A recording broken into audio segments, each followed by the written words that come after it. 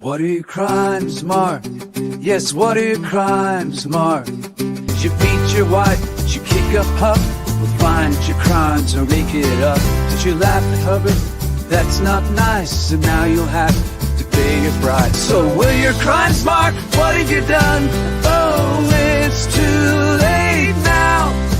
Fair game's begun. What have I done? What have I done? No, it's not me.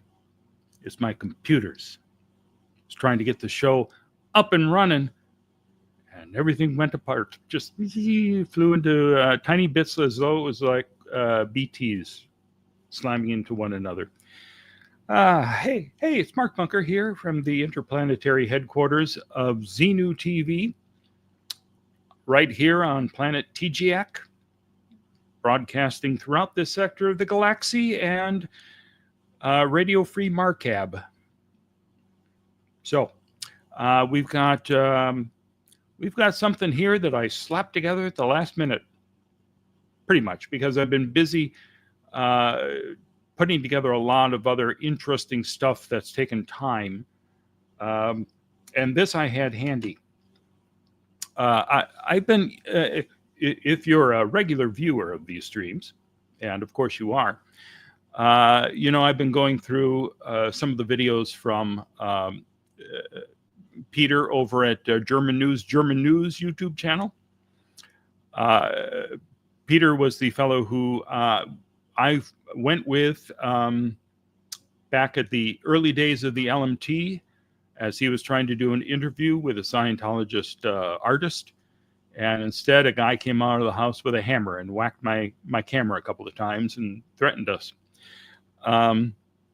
So he did some really terrific stuff like Missing in Happy Valley, which I upscaled to 4K, and it looks good. You ought to check it out if you haven't already. It's an interesting documentary. And there's more material that I've been upscaling as well, including some interviews, raw interviews that you'll be seeing more of. We're going to actually watch one of them tonight. And I'm creating subtitles for all the German language videos. And for some of them, it's pretty simple to do. You run it through the software, and it spits out a nice, accurate subtitle. And then there's the other time when I'm working on this 1 hour-long video, where it's 50-minute video, where those subtitles didn't line up and they needed to be corrected. So I've been doing that within my video editing program. Painstaking project. Thank God it's mostly there, but all day yesterday, and I was up until 10:30 this morning, I finished 25 minutes of that 50-minute show. So we're not going to be seeing that tonight. But I do have this video of Gerry Armstrong.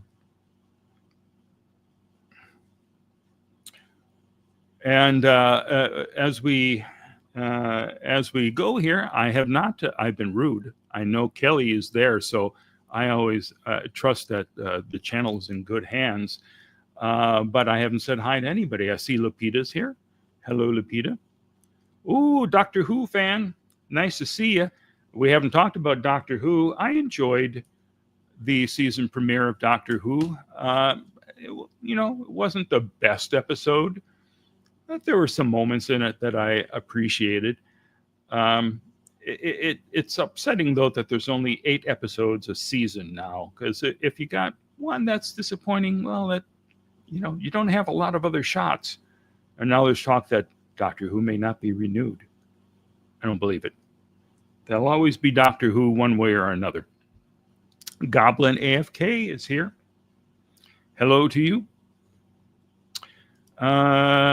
Pippi Longstocking forever. Thank you for the work you're doing. You are welcome. It's satisfying when it's not frustrating. And I meant to, I meant to talk about some of these other shows that have been back on the air. Yep, it's Gerry Armstrong, but it's not the Gerry Armstrong interviews that I conducted. This is from the show Secret Lives back in 1997. They interviewed Gerry in Clearwater, and he's got some interesting stories to tell. I tried turning that into 4K, and the quality wasn't good enough to actually make it work. And I was looking at it right before I was putting this together, because I did upscale it to see if it would work. And I thought, well, this is okay. It's not great, but I don't know. And then I was watching it. There was a close-up of Gerry with buildings in the background. And the AI was creating people, like big people over his shoulder that would appear and disappear. And, okay, no, this will not do. And I was amused by that because somebody made a comment. There was an interview that I put up just a few days ago, and there was like a potted tree behind the interview subject, and somebody made a comment on YouTube. Am I imagining things, or is AI putting faces on the leaves of that tree or plant, whatever it is? And I looked at it. No, it wasn't. You can see little faces popping up on some of the leaves. So it's like Audrey 2 that had snuck into the program. So I have to be a little more careful looking at this footage. I wanted to play you the goof of the two large beings appearing in the building, but then I had so many software issues and jumped from computer to computer, and then realized, okay, I sent me a link to it, but it's an MKV file, and StreamYard won't play MKV. So some other day. But back to my rambling about TV shows, because Doctor Who reminded me that also, I haven't had a chance to watch all of them yet. I've watched very little TV lately, but Black Mirror is back. And I did watch the first episode of that. I don't know if you love Black Mirror the way I do. British Twilight Zone type of series based on technology. If you haven't seen it, you should see it. This season they have a sequel to a popular episode from a few seasons ago that was kind of a takeoff on Star Trek. And they've been talking about, we're going to do a sequel to it. And then, well, okay, is it possible to actually do a worthy one, or should we just let it remain in our memories as a wonderful thing? But they did do this remake, and I said, I'm not going to hop into that first. I'm going to watch the first episode. And I love the first episode. Rashida Jones is in it, for one. And right there, if you put Rashida Jones in something, I want to see it. You can't stop me, I tell you. And then who's the husband? Oh, God. Really, an actor I really like who also writes some of his films. And he wrote a terrific one. No, I can't think of it, so I'm not going to try to describe it to you. But whoever this guy is, God, this Black Mirror episode is about happily married husband and wife. I'm not going to spoil anything for you, because this is just the, what the description would say. Wife has some sort of medical incident, and then there's some process that could keep her alive and have her functioning beautifully. Oh my God, I really enjoyed that one. And then I jumped over to the final episode, which was the Star Trek sequel. And that was good too. And I was stunned that it was like an hour and a half. It's a feature length episode, but well worth watching. And now I hear they're saying, well, let's make it a trilogy. So now I have no fears. If you want to do another one, I'll watch it, and I'm sure it'll be great. And was there another program that I just saw that I guess I don't know. I can't remember. Seems like there was something else though that I just watched and thought was terrific. All right, who's here now? Oh boy, more folks came in to listen to me ramble. Kelly thinks it'd be great to see Gerry live with me. It sure would. I do have a live interview coming up next week. More on that later. Things need more MKB support. You are correct. And FYT 54321. Ooh, I caught the live early. This is early. Well, I suppose if you're joining into the stream early, it's 10:30. What? I don't know. It's 10:41 right now. Got a late start. Lapita says, have not seen it. We'll see it now. You should. It's terrific. Richard B. Jameson. Hello to you.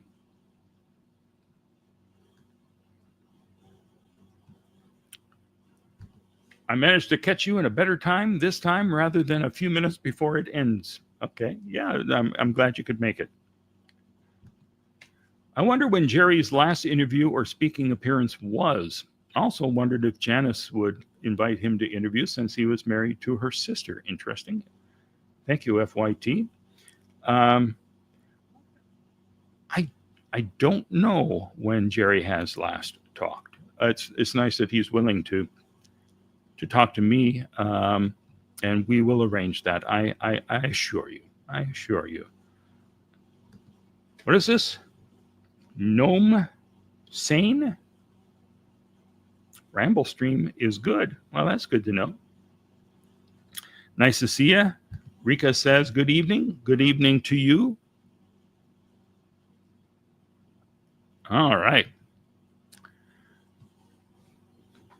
So I've got several of these German shows now that I've upscaled. And the big one that I'm still working on, probably won't have it for a day or two, probably next week. But there's some other interesting shows about deaths here at Flag. One or two about Kyle Brennan. And some sad stuff. But we will have those ready for you, and hopefully you'll be here to catch them. I want to make sure all these things are preserved in good shape for all those folks yet to come.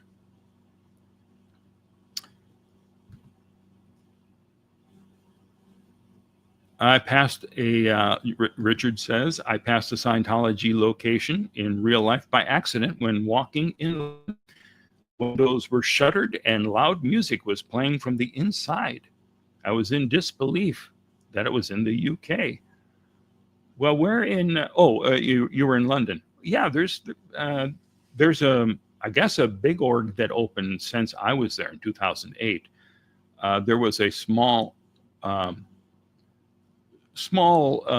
like testing center that we were protesting in front of. Now, I did find another location where they had tables set up with an e-meter, and they were trying to convince somebody to sign up. And so I just was intrusive and videotaped much of that with them occasionally glaring at me, but not saying go away or folding up everything and going inside. So, I got some footage of that, which you'll see.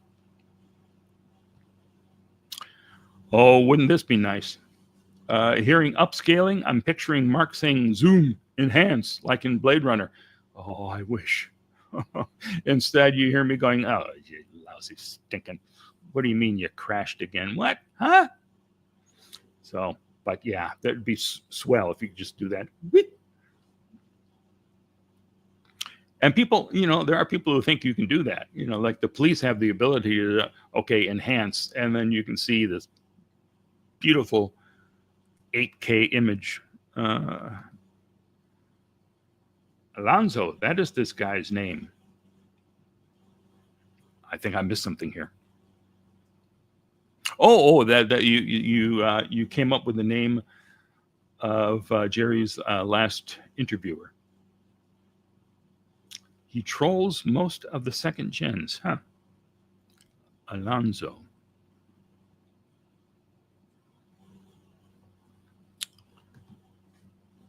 Noam Sane asks, how many times have you caught Osa impersonating others in order to try interfering with your video endeavors? I don't know that I've caught anyone impersonating others. There have been a few times when they've tried to, ruin a take, stepping in front of the camera or talking in the middle of an interview, something like that. But by and large, especially nowadays, if I'm videotaping anything, they just flee. It's not as fun as it was back around 2000, 2002. That was the golden age when they were happy to say really insane things in front of my camera. Unbelievable! A 1 billion-year contract, 1 billion years. They couldn't up they couldn't up it to 1 trillion years. 1 trillion years? Yeah, come on, you're slacking here, Hubbard.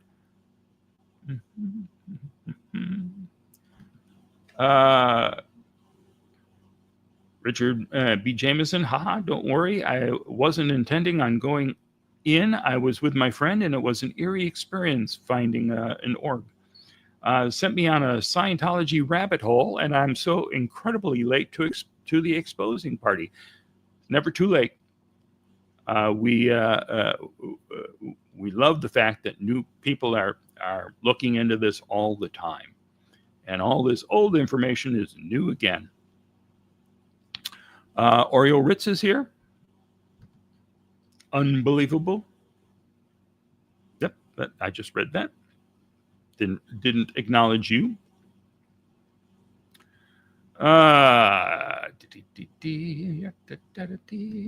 Yep, he's a slacker. You're right. 1 trillion years would have been so easy. Thank you, Oriole. So,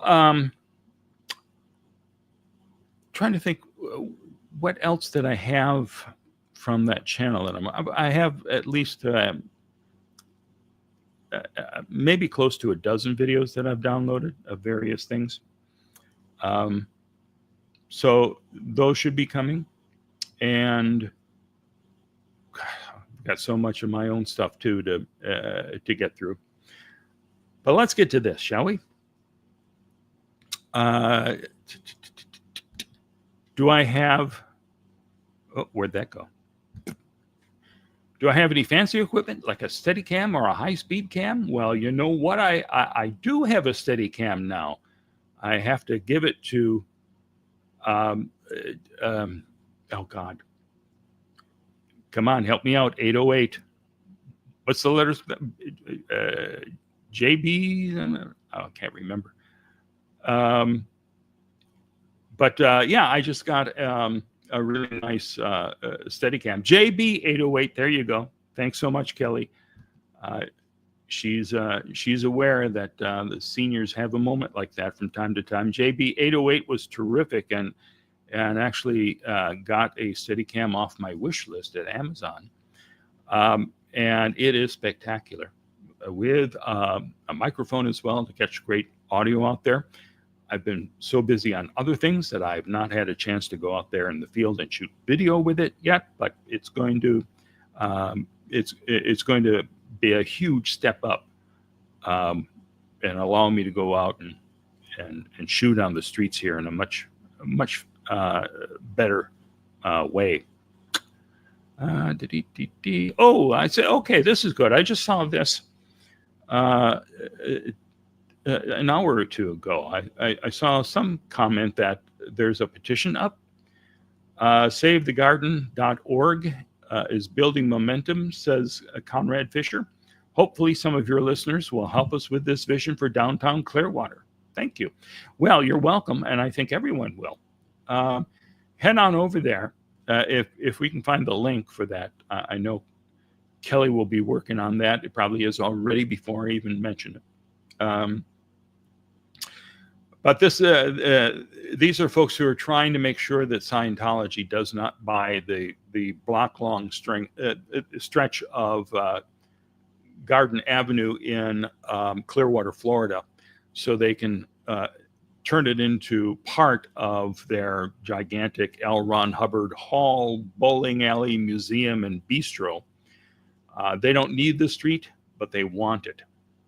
They could build the hall without it, but Miscavige says, I want to make sure no one can protest on that street. It's going to be our street. So he's willing to pay $1.3 million.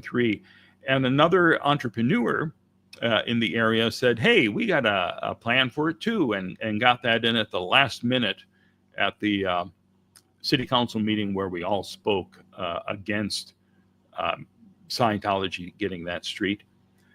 And the person who came up and said, I sent you a proposal at 4 this afternoon by email, and we want you to consider that. So there were two really, really upset council members who wanted to take that vote tonight. We have to take it now. We don't want to kick the can down the road, for God's sakes. But instead, we were able to get enough votes to have people come back. I think it's May 17th or somewhere in the middle of May is when they're actually going to vote again on the council about selling the street to them.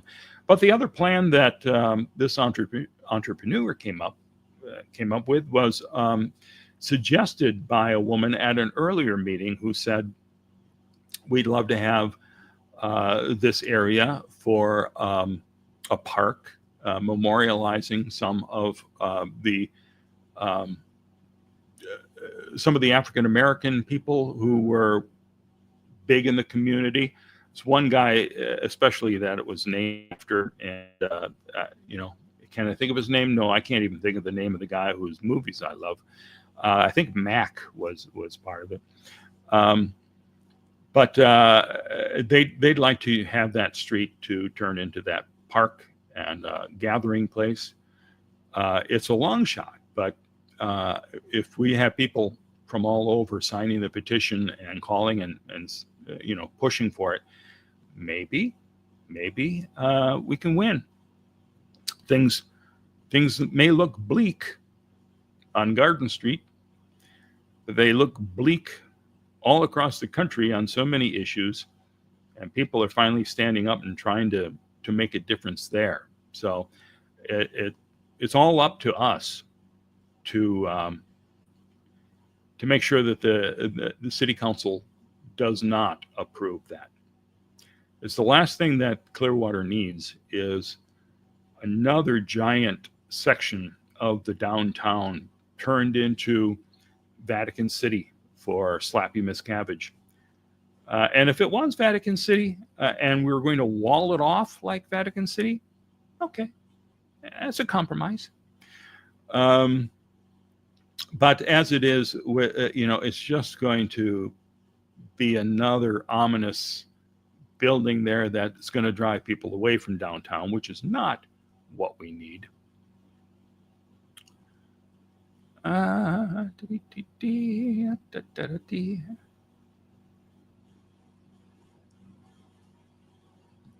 right. Nicole from Indiana, welcome to you. Nice to see you. Nurse Lori, did I say hi to you? I'm not sure that I saw you, but I probably did, and probably had a 10-minute conversation with you here in the chat and forgot about it. Let's see. There we go, savethegarden.org. Click that link. Make a difference. Stop Slappy in his tracks.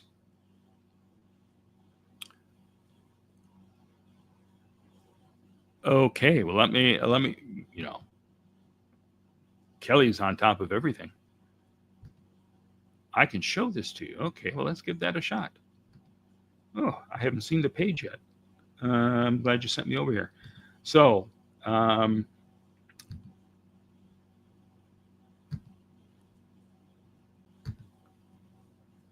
right.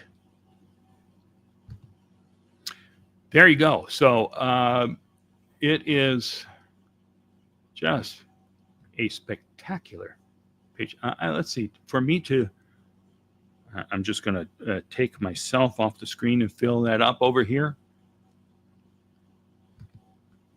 I thought I was. There we go. I'm going to go over to the page itself so I can scroll through it and see it. Save the garden. Our memories matter.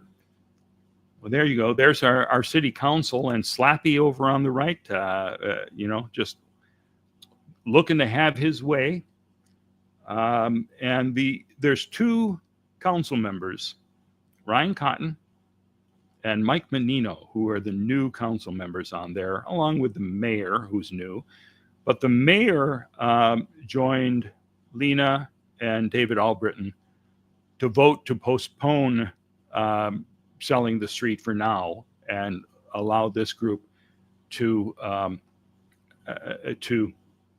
make their pitch and see if they can, secure the rights to that street. But these two guys, Mike and Ryan, man, they were so upset that Slappy wasn't getting his way. We've got some of the folks here that spoke, including one of my opponents in the last race. So you can download the video and post. Save the Garden. The city of Clearwater plans to sell a public street, and we need your help to protect it. We envision transforming this space into a vibrant green area where all of Clearwater residents can connect with our shared history, celebrate the stories of those who built our community, and enjoy a beautiful walkway in the heart of downtown. Let's preserve this public space for the people. And don't worry, we are keeping a one-way portion of the street open for all of us to have easy access into downtown, unlike Scientology. Help us get the word out by downloading the video and sharing them on your social media pages. And also there's a link to donate, and there's a petition here to sign.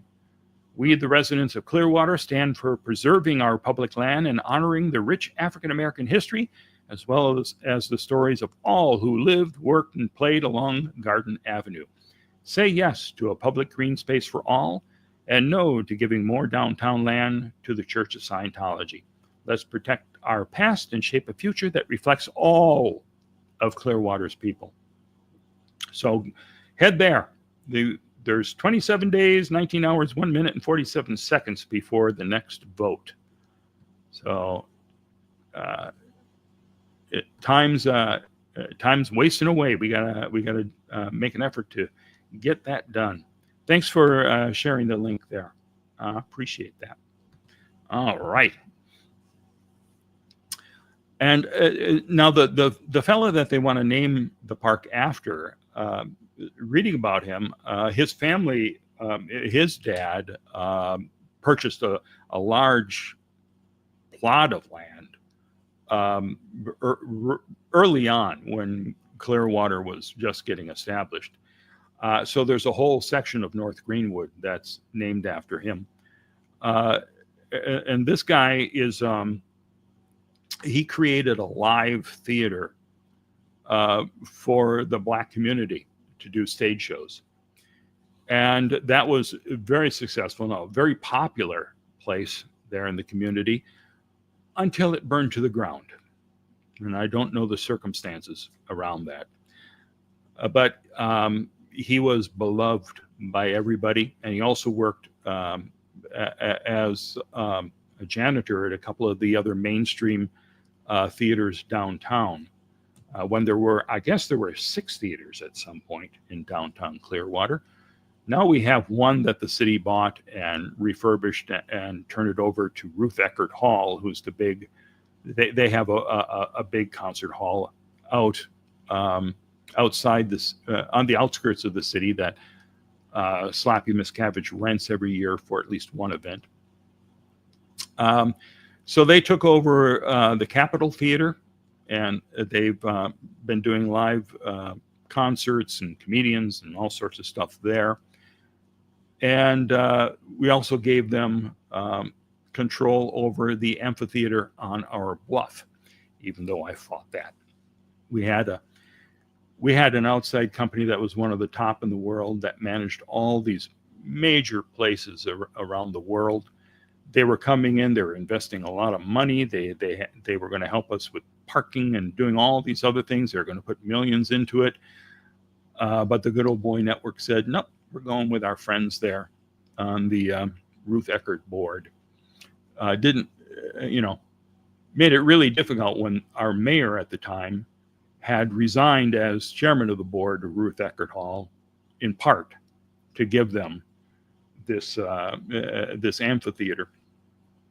But I fought hard for that. I mean, the staff and the city manager, they all agreed that this other group was the way to go. And I looked at the 1 hour pitch that this company did, compared it to the 1 hour pitch from Ruth Eckerd. And I thought, oh my God, these other guys, this is a huge opportunity for us. But nope.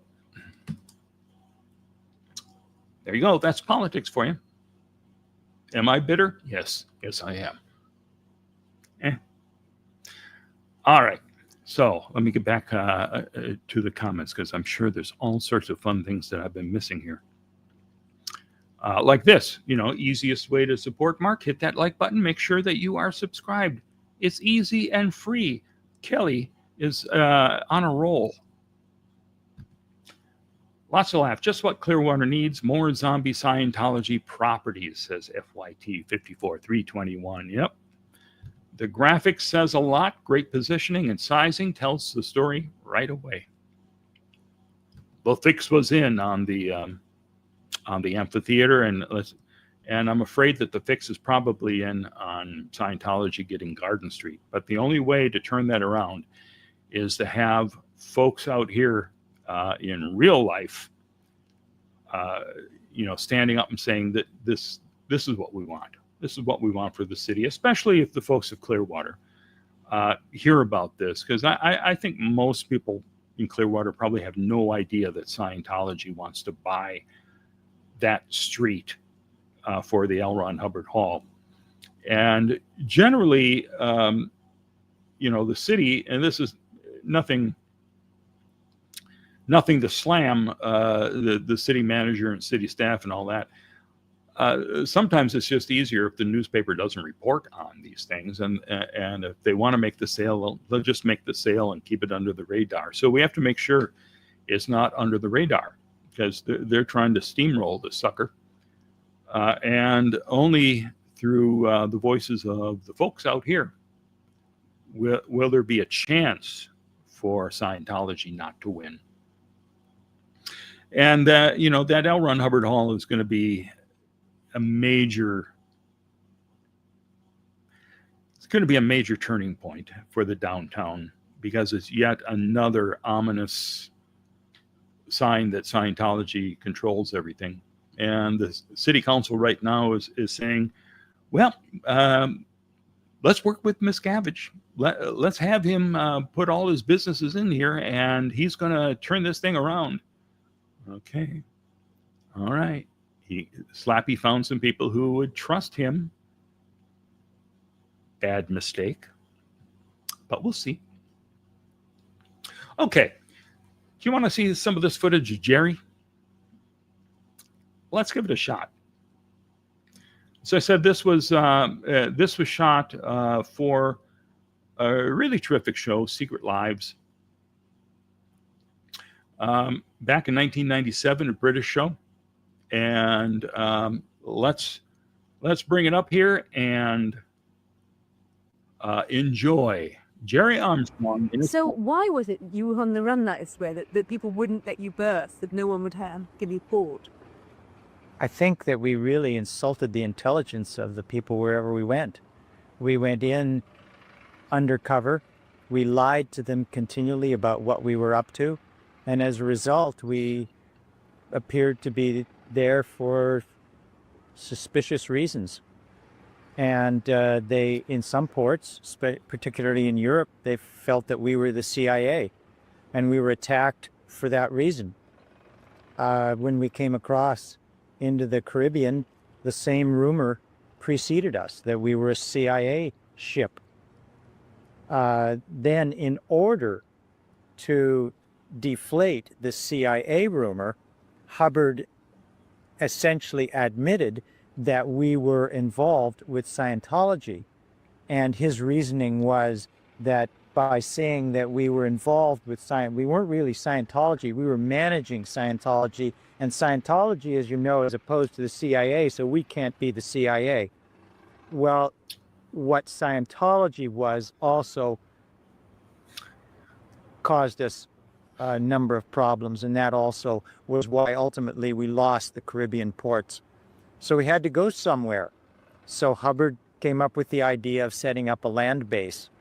And it also was advantageous. He had come to realize that people were willing to pay astronomical sums of money to get close to him, to get auditing, in which he was supervising, to be close to the flagship itself. And so he saw that it could be a moneymaker to bring the whole operation ashore. Okay. Was he happier in Florida than he'd been on the ship, or did he still feel kind of paranoid and persecuted? Oh yeah, he was very paranoid and felt, I think, very persecuted during the Florida period. The Florida period for him was actually quite brief. We were at Daytona Beach for a couple of months, and then he moved to Dunedin, which is not far from Clearwater, and it was at first Daytona Beach, and then in Dunedin, where he really directed the setup of what became the Flag Land Base in Clearwater. But the base itself was under attack. Scientology was under attack. He was being looked for. His cover was blown, I think, by his barber, or perhaps by his tailor in Dunedin, and he had to flee in probably February of 1976. So he was only there for just a couple of months. But it was a very troubling period for him. That was a period when I worked very closely with him. Our offices adjoined, and I saw him really very distraught on occasion. But I also observed that he met on a regular basis with the Guardian's office personnel regarding the Clearwater operation, and that all of the Guardian's office dispatches and orders and so on about Clearwater went to him in his office in Dunedin. Just tell me about that incident at Christmas. I'm trying to get across this feeling that he used to feel the world, he was carrying the world on his shoulders and he couldn't trust anybody else. And you're talking about that Christmas incident. This was Christmas 1975, and we were at Dunedin, and we were both working that day. And he came out and was talking to me in my area, and I think there was a messenger there with me. We were working, and he was actually sobbing, somewhat blubbering, about how he has to do all the work and he's not going to get Christmas, and everybody else gets to take Christmas off, but not him. So he really used to feel the world was on his shoulders, and despite the fact he was head of a huge organization, as him. Oh yeah, and you can read that in his material that he wrote about himself and his importance and why he was so much greater than anyone else. You know, he needed to stir the soup, and everyone was always failing him. That was an important facet of his character. Now, moving on.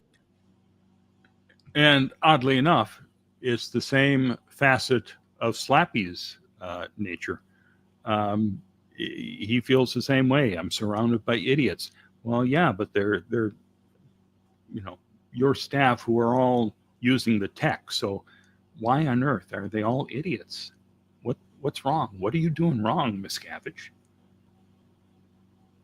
I just thought I'd vent. now to the movie making, La Quinta. Why was it necessary for Hubbard to then be in so much deeper hiding and gone to La Quinta? Well, he had fled Florida because his cover was blown in Florida, and then he lived in the Washington D.C. area for a few months, and I was then sent out to Culver City with 3 other messengers to set up a staging area in a Culver City apartment. The intention at that time was to purchase some properties in the desert, and they ended up being purchased in La Quinta, but it was so that he could operate and control Scientology while remaining undercover. But why was he having to hide? Why was he on the run? Well, at that time there was a very big IRS investigation going on, and I think that he saw at that time the IRS, and there were also some other suits that the Guardian's office was involved in, and I don't recall the names of the suits. Maybe Goodrich. The Paulette Cooper matter was happening at that time, so he definitely wanted to be undercover. This predated by a little bit the FBI's raid on the organization in 1977, although by 1977, when that happened, he then fled from the La Quinta property and went to Sparks, Nevada, again to live more isolated from the organization because of the threat, at this time because of an FBI threat.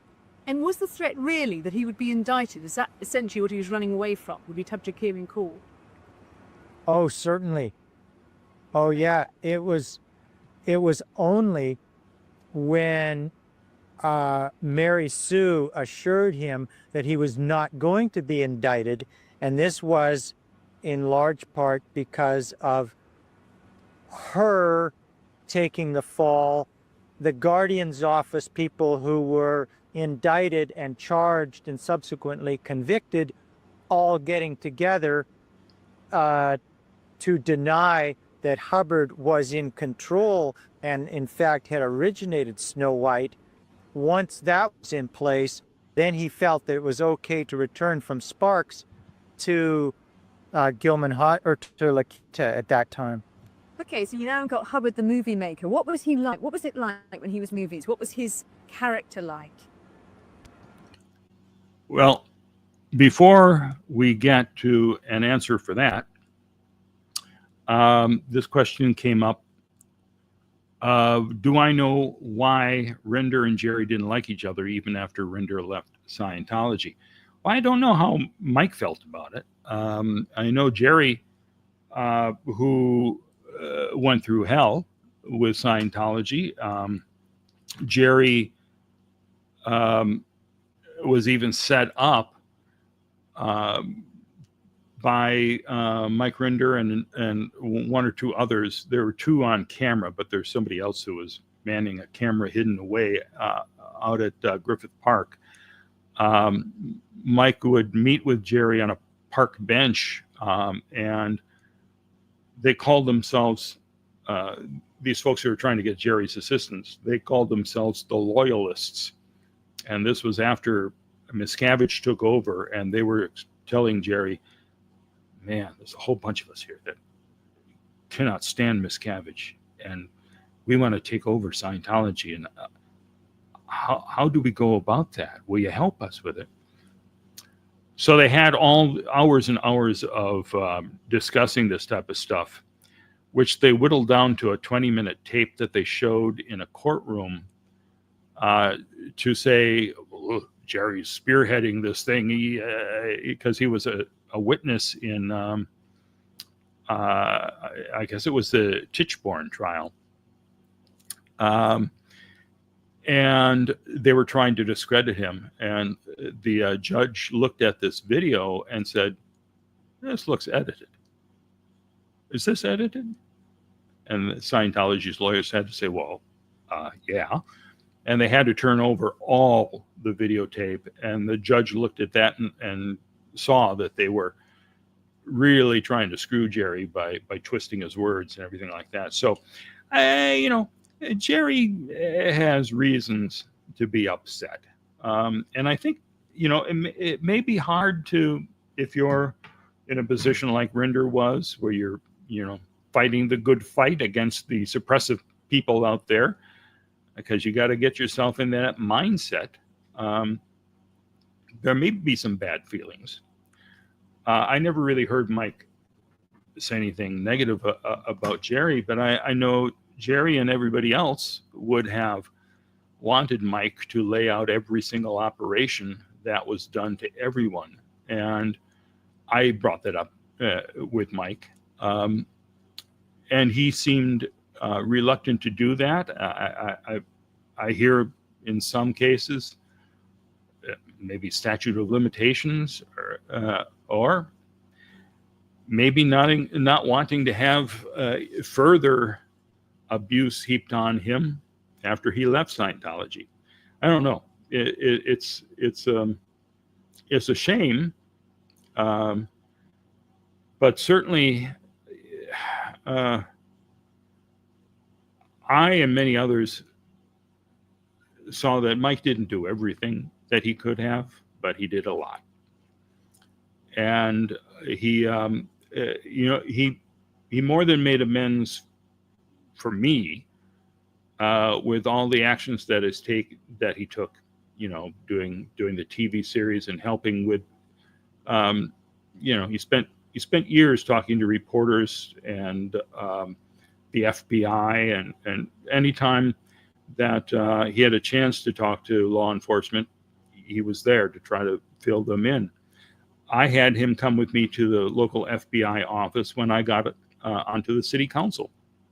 He and Aaron Smith-Levin and I sat down with them to talk to them about, this racketeering that they were doing in Clearwater by buying up all the properties and letting them sit there empty. And could you please help us? Because this is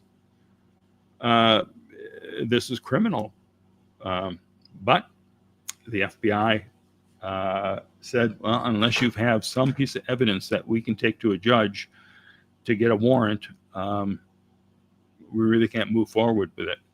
And that, unfortunately, is that. And Mike came and talked to our new city manager and our new city attorney when they got hired by us on the council, and tried to fill them in on what it's like dealing with Miscavige, as they were both new to the town. So, I join with a lot of folks who say, thank you, Mike, for everything that you did. But I can understand why, when you've been personally attacked, as Gerry was through the decades, that, nothing short of a full confession and all the documents for every operation, anything short of that is not right. So let's get back to Gerry talking about more interesting things like Hubbard the movie maker. Oop. Well, he was the director, and he ran the whole thing. Unbeknownst to us at the time, the guy had written himself some $10+ million for these scripts, which we were going to shoot. We were all being paid Sea Org wages, but he was the guy who was in charge. And every day he would come onto the set, he would order everyone around. He was loud, belligerent, and sometimes quite stupid. And what was even just describing to me, you talked to me about him striding around the set and the messages running behind him with his chair and all. Just describe that sort of picture he created as the great director. Yeah, he had his director chair, and he was always surrounded by a group of messengers. This was the time when it was quite visible to everyone that there was a messenger there to hold his ashtray to catch his ashes when he flicked them. But he performed, I would say, like an imagined general would on a battlefield, giving very short, clipped, belligerent orders. Now, Scientology is supposed to be about making people make the best of their abilities as an individual, although we all know city. But did he like people to shine? What happened when people shone and took the limelight away from him? I'm thinking about your Barnum and Bailey story. If it reflected on him, and if he saw that someone's shining was something that he could take the credit for in some way, it was fine for someone to shine. But if it did not reflect on him, and if it appeared that someone was acting independently, acting free in some way, and showing their own creativity or their own spontaneity, he would come down very hard on someone for no apparent reason. But in my judgment, it was for that reason, that he was in fact uncertain of his own ability. Gerry, can you tell me about what happened when you did the spoof voiceover? What happened to you as a result of that, and why you didn't mind that? Well, Hubbard sent me to the RPF. I was assigned for joking. Joking was considered a complete no-no in the organization. And, I did it in complete innocence. Tell me what you did. If you don't know what you did, just tell me what you did and the consequences in it. We were actually filming. This was something to show Hubbard, who was sick at the time. He was sick, and because he was sick, everyone got sent off to train. And at the end of the day, we were doing what he called a training film, just on some aspect of shooting films. And we had a guy set up and set down this camera rather rapidly, and I did the voiceover, and I announced it like a Barnum and Bailey announcer, ladies and gentlemen, sort of thing. And this went up to her, and he apparently blew his top and assigned the people who were involved in the shot, the director and me and the actor and whoever else there was. There were about 5 or 6 people. All were assigned to the RPF for joking. And what does assigning to the RPF mean for you? What did that actually mean? Well, that stay in the RPF was for 8 months. So that meant that whatever wages I was getting were chopped to a quarter. So I was making maybe $5 a week. And you're not allowed to talk to any of the crew. You have to run everywhere. You get to wear a black boiler suit all the time. And you have to stay in the RPF and do essentially slave labor until someone decides that you're okay to get out. All right. What was Hubbard's physically and mentally like at this time? Well, he was sick a lot of the time. He was not physically well. He was obese. He was very overweight.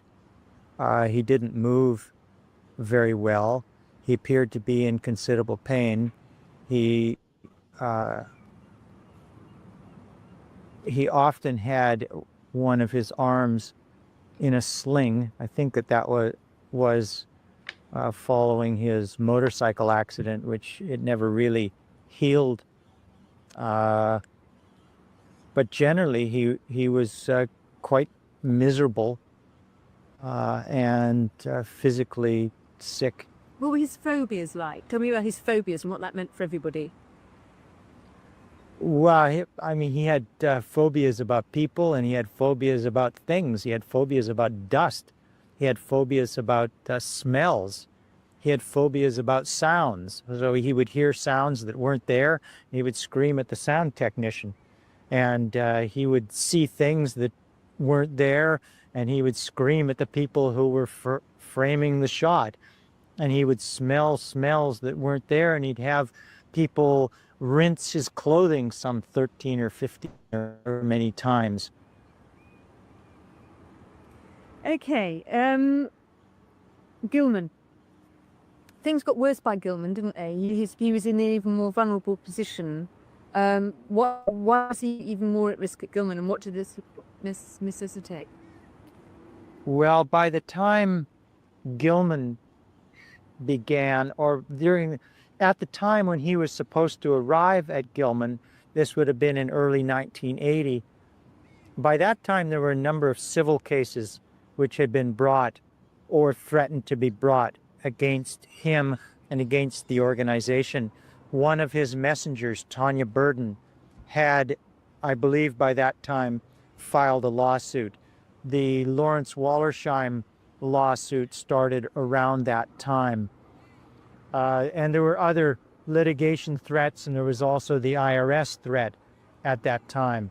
So to sum up, he was more at risk. What did that require from your point of view in terms of looking after it? Well, Hubbard, when he really did not arrive to live on the property, and while we moved on to the Gilman Hot Springs property, he lived in an apartment complex in Hemet, it's just some 5 or 6 miles away. He would occasionally arrive at the property, but under very tight security. He arrived in the back of a blacked-out van, and I was then responsible for his household staff at the Gilman property, and I was also responsible for his security when he arrived. So I would be notified in advance of his arrival and would be there to let him into a particular piece of the property which only he would arrive at. And so he had a house which we had renovated at the property, and he would arrive there. He met with Mary Sue Hubbard a couple of times at the property, and he also supervised some still photography work there. But it was very clear that he was growing progressively more paranoid, and also that in real life terms he had reason to, because of the escalation of the litigation against him and the organization, and the IRS case, which was then going to trial in the next year or so. What did all this mean effectively for his control of the organization? Well, the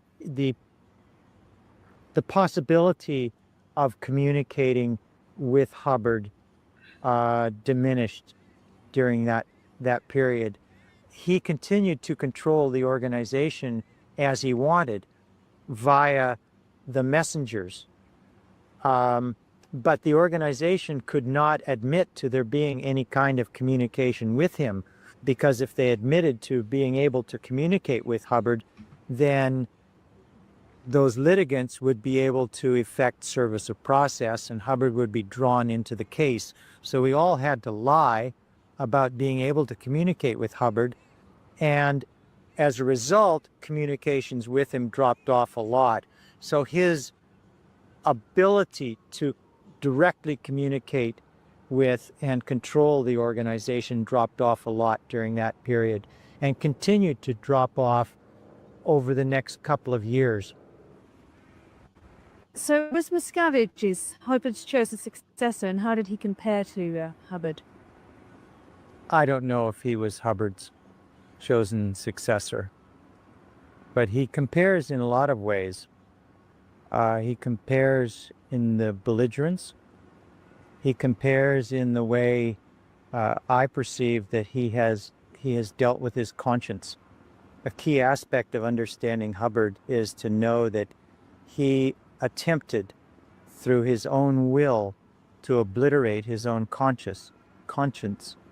And I think that Miscavige is following. Miscavige understands that. Miscavige understands that lust for power and that determination to dominate other people. And in that, he's very similar to Hubbard. So at the end, what was Hubbard like by the end? You proofread Battleship Earth. You know, what did that show you, Stanislaw? I think that from the time I first met Hubbard in 1971 through when I left the organization at the end of 1981, there was a clear diminishing of his powers, or the way he perceived his powers, and a withdrawal into himself. And I think that the fact that he devoted much of his final years to writing what is really quite childish science fiction shows that he had regressed into himself, and indeed into his childhood, into his early years as a science fiction writer. Yes. And as you know, he experimented his use of the occult, black arts. Was there any evidence of that in his later life? The organization has made the claim that Hubbard was sent into the John Parsons black magic ring to break it up, but he really was involved. He really was involved in magic rituals, black magic rituals. He wrote about it. He wrote his own rituals, and his own writings indicate the same determination that was articulated by Aleister Crowley. That is the determination to use his own will. Do what thou wilt shall be the whole of the law. Well, there you go. It's great to have those documented interviews from the past, and we will have Gerry on, and we'll go into all of this. I marked a bunch of comments that you made concerning Mike Rinder. Let me go through these. Let's see. Richard asks, do you know why the police haven't ever raided Gold Base, the Hole? With all the testimonials, it seems insane that the police would just ignore it all. There must be some corruption involved. Well, that's something that Mike did talk about, because they did go to the FBI and fill them in on all of this. And there was a period many years back where the FBI was ready to move and go in and, kick the doors down and rescue everybody from the hole. But if they did that, the people who were in there would go, well, we want to be here.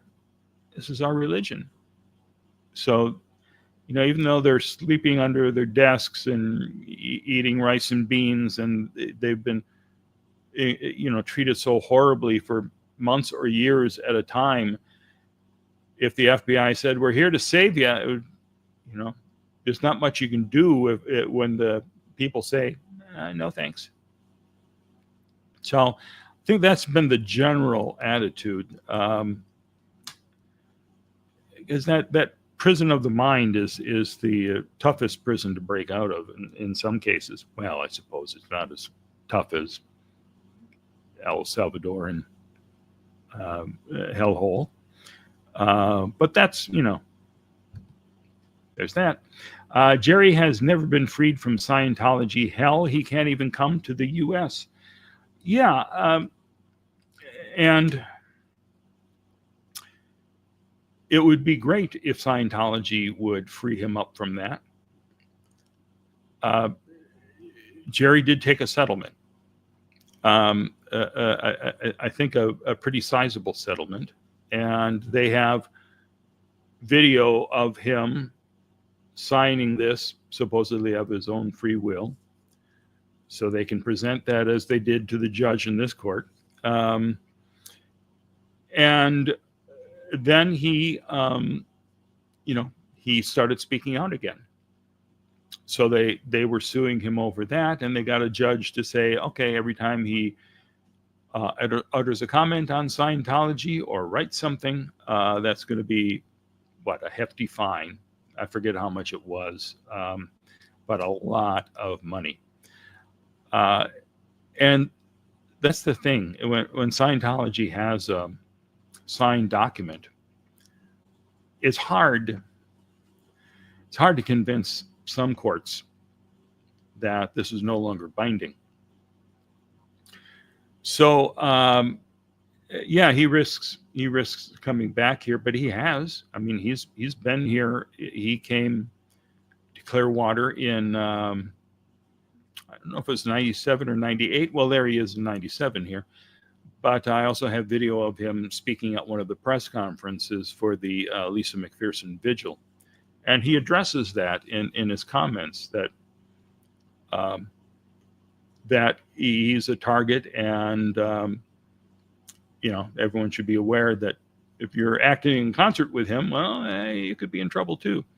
Because that's what happened with Bob Minton when Bob set up the Lisa McPherson Trust. He named Gerry Armstrong and a number of other important names in this field to the board of directors. And he gave Gerry a computer to be able to continue to write online and make posts on alt religion Scientology. And Scientology slapped Bob with a lawsuit for aiding him and abetting him breaking his injunction. So they're serious about it. If Scientology has something that they can use against you, they will.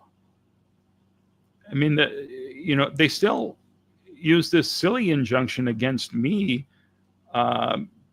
for, sitting in a park bench, or even just me moving back to Clearwater in 2013 and renting a condo where there's a Scientologist next door.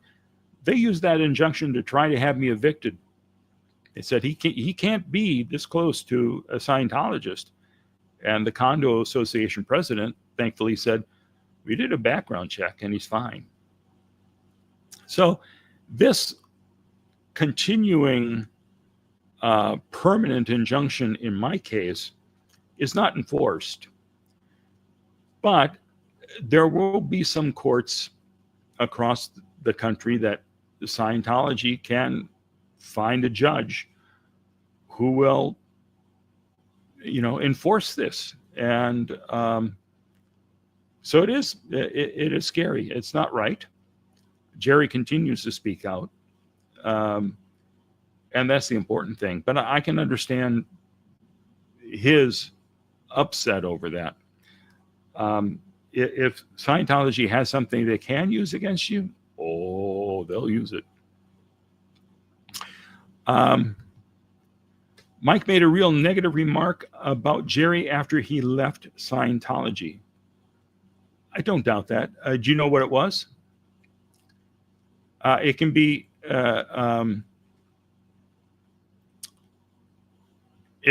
tough. I'm not sure when Mike said it, what his journey was at the time when he made the real negative remark. But if you're combatants, it is easy to continue to hold a grudge. Well, I played video of Gary Scarf, and I have a very negative attitude toward Gary Scarf. Should I forgive him? Maybe I should, but my memories of him were he was a contentious jerk. Tony Ortega, when he wrote an obit for Gerry, said, yeah, but he was a really great researcher and he apologized and he made up for it. And Laura, how are you? Nice to see you here. I hope to sit down with you next week sometime. Render never cleared Gerry's name still to this day, and we can talk about that when you come on the stream with me. I'm not sure what he's supposed to clear, but we can talk about that and you can fill me in. Mike was a top target for such criticism because of his visibility. Mark Rathbun likely knows as much or more as Mike ever did. Yeah, and I talked to Marty and tried to get some more info on these things. In fact, I think in my interview with Mike back around 2011, I did ask about Gerry, and And I think Mike was still unwilling to say something nice about Gerry at that point. I'll have to dig up that tape, and I'll do that. I'll go look through the interview.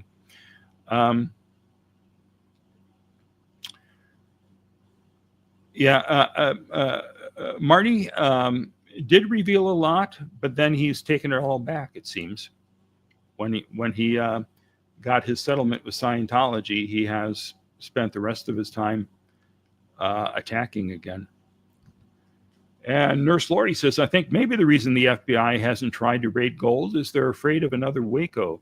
I don't think that's the case. Even though, I mean, if you watch the video I played of Jesse, he is talking about the fact, oh, they got guns. They got plenty of guns. I don't see Miscavige leading an armed assault on the government.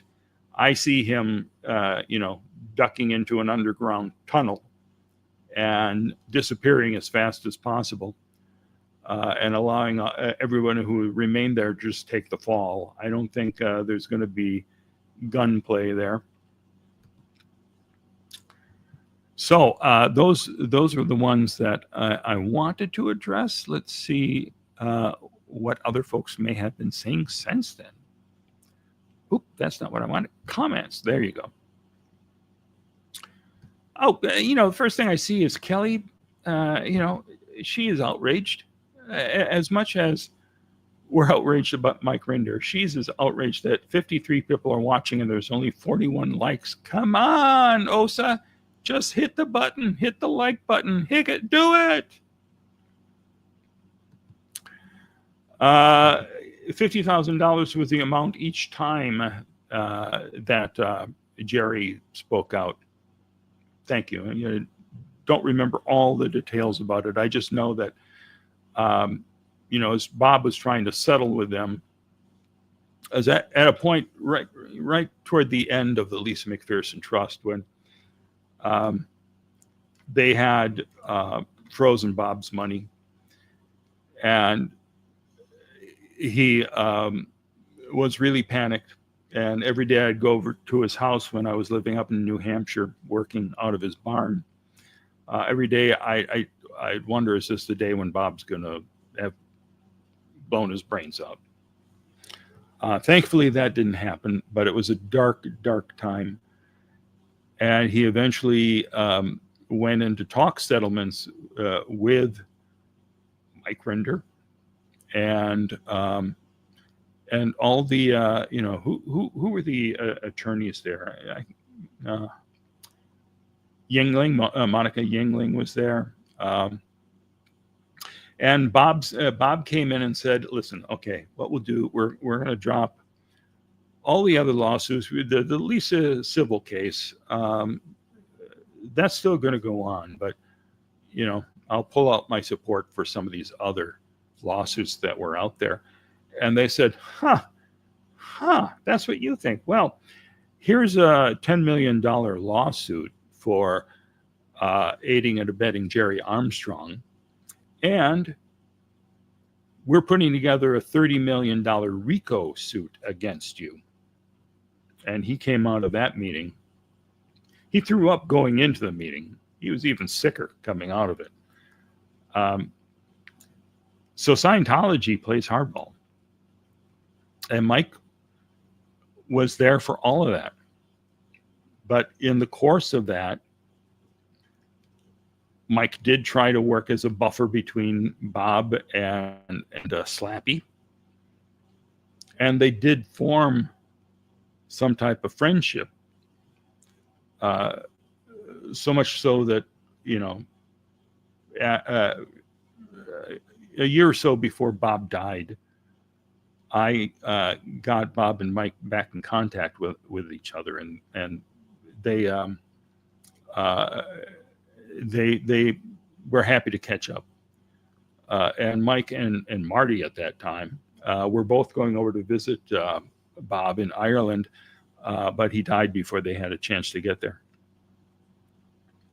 As other other things here. Anything else that up above that I missed?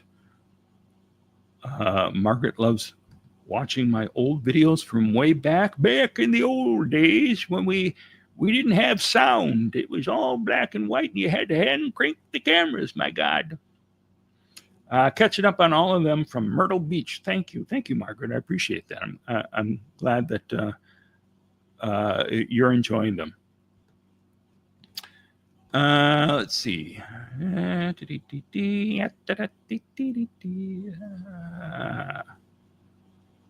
think that there's some more. There's some more here.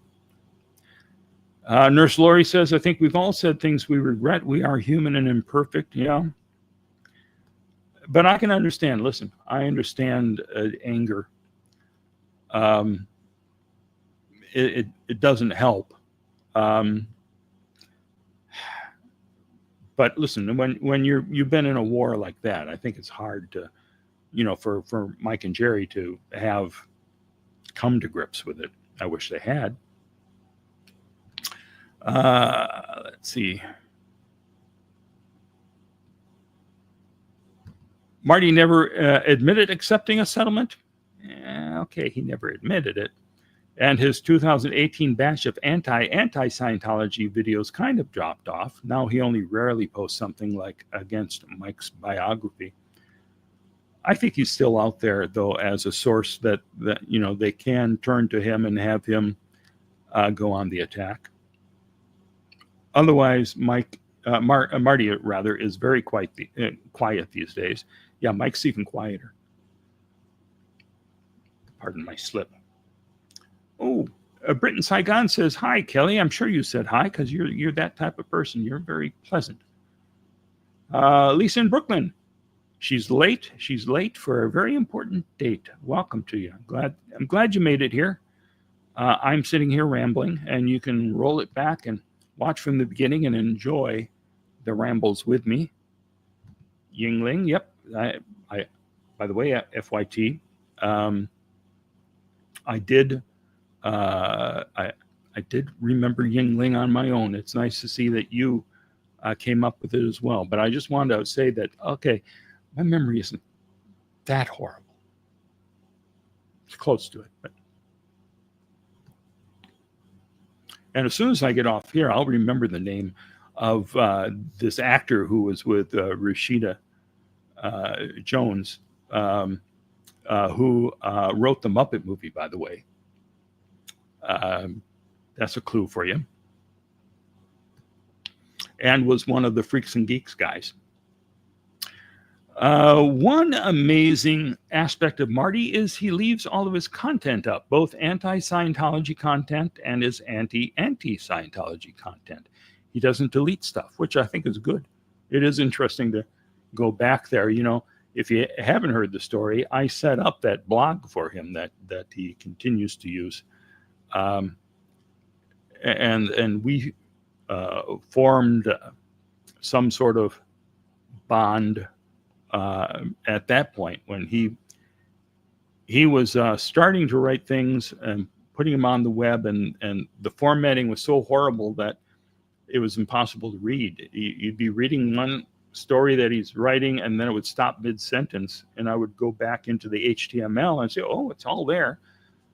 So I created the WordPress blog for him and laid out everything, showed him how to use it, and that's the same site that he's still using today, I believe. I remember the Real Media format. Oh boy, I think it's a way of saving bandwidth, was by having a variable frame rate. Well, whatever it was, Real Media sucked, but it was, at that point, the only streaming video you could do. QuickTime at the time had better quality, but you couldn't stream it. That came a little bit later. Yep, moving up a little higher. Marty's blog, that is the one. Written by Jack Burns and Jerry Jewell? No, not the Muppet movie, but the first reboot, which is just called The Muppets. There was one film that came out that was written by these guys who had some hit comedies. And the studio went, oh boy, this is going to be exciting.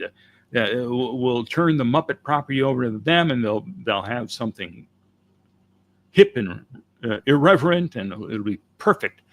And then the film, I wasn't crazy about it. It was one of those films that got 98% raves in Rotten Tomatoes. And I went to see it with the person in my life at that time. And forever after, we both hated it. And anytime we would see something that stank after that, I'd say to her, they got 98% fresh. Jason Segel, thank you. Jason Segel, that's his name. I could see him. I could, I wasn't thinking of it, but you could also see his penis. The film he made,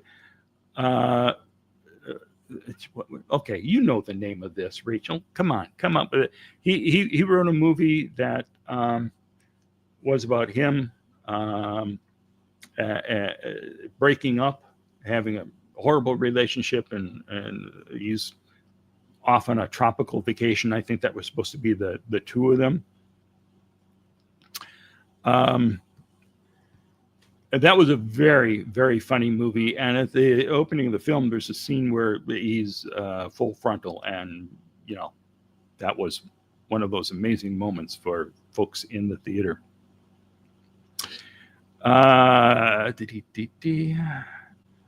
So, but the people who were behind the Muppets when Jason Segel made his version of the Muppet film, people like the guy who did Fozzie Bear, and of course somebody's going to have his name for me instantly. I always liked this guy. He directed Little Shop of Horrors, which is a film I never tire of watching.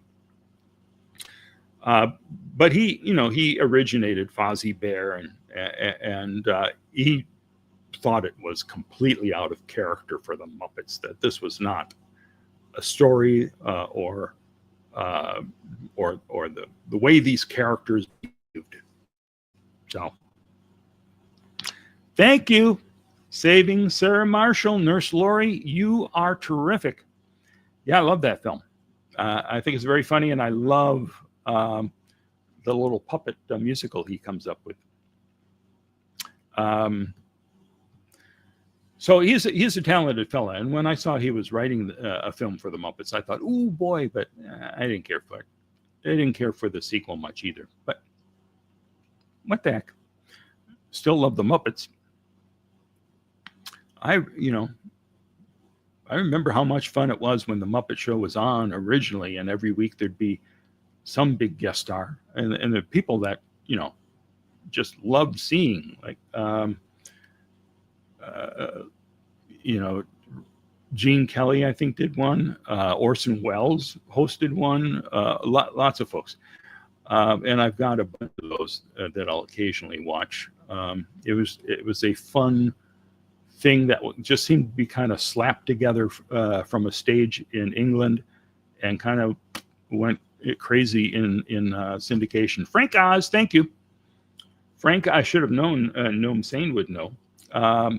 He had so many bit parts in movies like Trading Places and American Werewolf in London, etc. Both of those were directed by John Landis. John Landis also did Blues Brothers. And he believed in casting all of his friends in small parts or cameos. Frank Oz and other filmmakers you would often find playing small parts in his films. If you haven't seen Forgetting Sarah Marshall, check that out. Don't see that Muppet movie he made afterwards, but Saving Sarah Marshall is fun.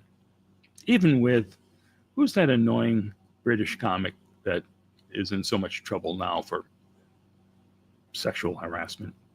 The guy who's just like, he got long hair and he's just like annoying, He was playing a rock star in this thing. Yowza. Marty's blog is now very political and right-wing. Well, I'm not surprised that it's right-wing. His mind has moved on to dark places. I think they were probably always dark. Love American Werewolf in London, says Lisa in Brooklyn. I haven't seen it in a while, but it was a very good film. Marcel Brand, thank you. Thank you. Appreciate that. Yikes to Russell Brand. He's having some troubles right now. Let's see. So I think, these are all the things and more that I had on my mind. Anything else you folks want to talk about? Anything? So, Kelly, just an attack dog. You can't, I keep telling her, relax, you can't be this angry. But Russell has always been creepy as all get out. Come on, he's going to have to get an injunction against you, for God's sakes. Fiddler on the Roof.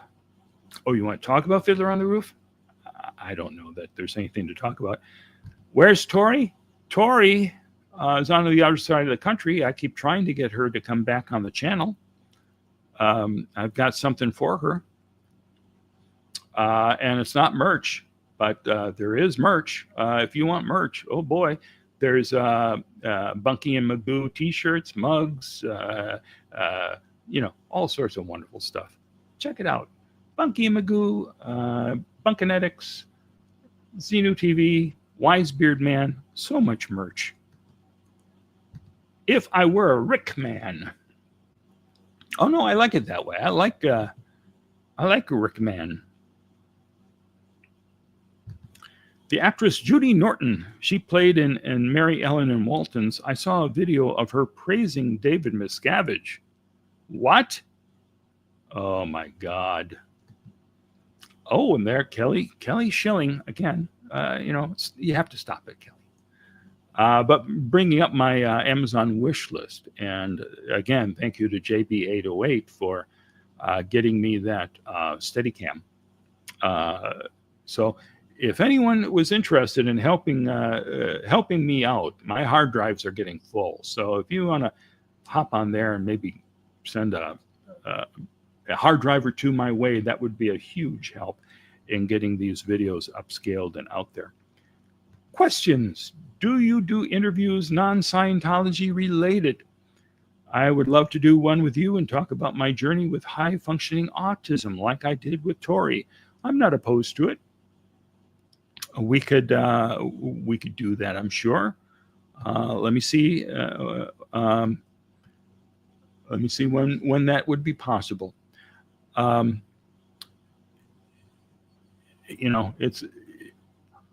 a very, very busy man who stays up till 10:30 in the morning trying to finish projects unsuccessfully.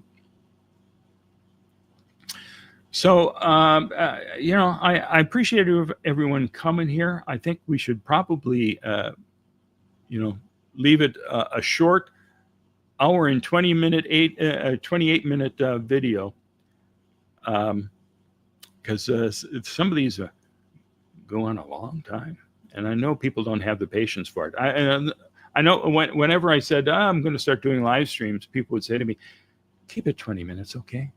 I can't sit there for 2 hours listening to it." Yeah, but I'm having fun. I like rambling. How many interviews do I have lined up? Only a couple that are lined up now. I'll start to do more of the live interviews. I haven't done that in a long time. But Lara is hopefully going to be coming on next week. I would love it. I'm busy over the weekend, but some night or afternoon, whenever it's good for you, I was going to email you and set up a time. Kelly likes the longer streams. Rachel says it's hard to get time with a national treasure. Oh, well, I'm glad you like the rambling. We can do a lot of that together. Kelly's excited. She wasn't sure she had the right email. It was the right one. Got through. Long streams are fine. Most of us are multitasking and mostly listening. I think that's the way a lot of people handle these things. I know that I'm watching like newscasts, but I'm doing other things while I'm listening to Rachel Maddow or our afternoon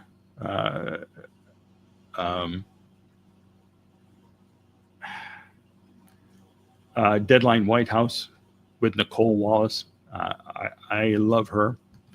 And I love NM. Thank you for the super sticker. It's a huge help. Huge. I got to tell you, that is terrific of you. Oh,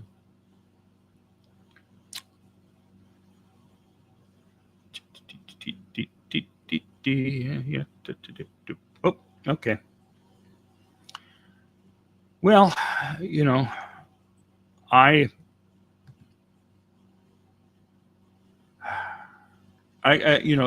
have this problem. See, people are just champing at the bit now.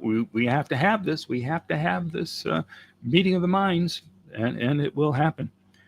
But I've talked about this in the past when I was on radio decades ago. God, I can't believe it's been decades. After I left the radio, I still had nightmares for at least 10 years of dead air. I'd be broadcasting and then there'd be no records suddenly, and there'd be no, okay, let me take an ad and throw that in there so I can find something, and no ads. So it was just me with a mic. And oh no, what am I going to say? Dead air is the worst thing that could have happened on radio. Probably still is, but management would get so upset if there was 5 seconds where there wasn't something on there. People are gonna be turning the dial and they'll not know that we're here. Okay, all right. So I get to a moment where I go, well, I'm done talking about everything I have to talk about. Rambling I can do, but I tend to go, oh no, I'm going to have more nightmares, which I don't, by the way.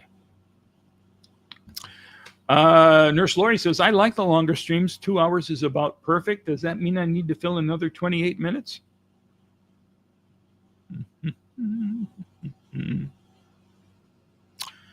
My email is simple. It's markbunker, MarkBunker, @gmail.com. Oh, look, Kelly knows it too. It's right there.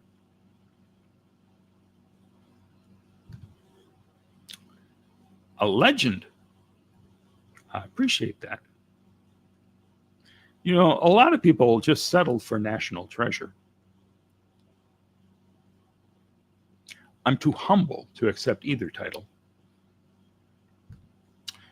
All right.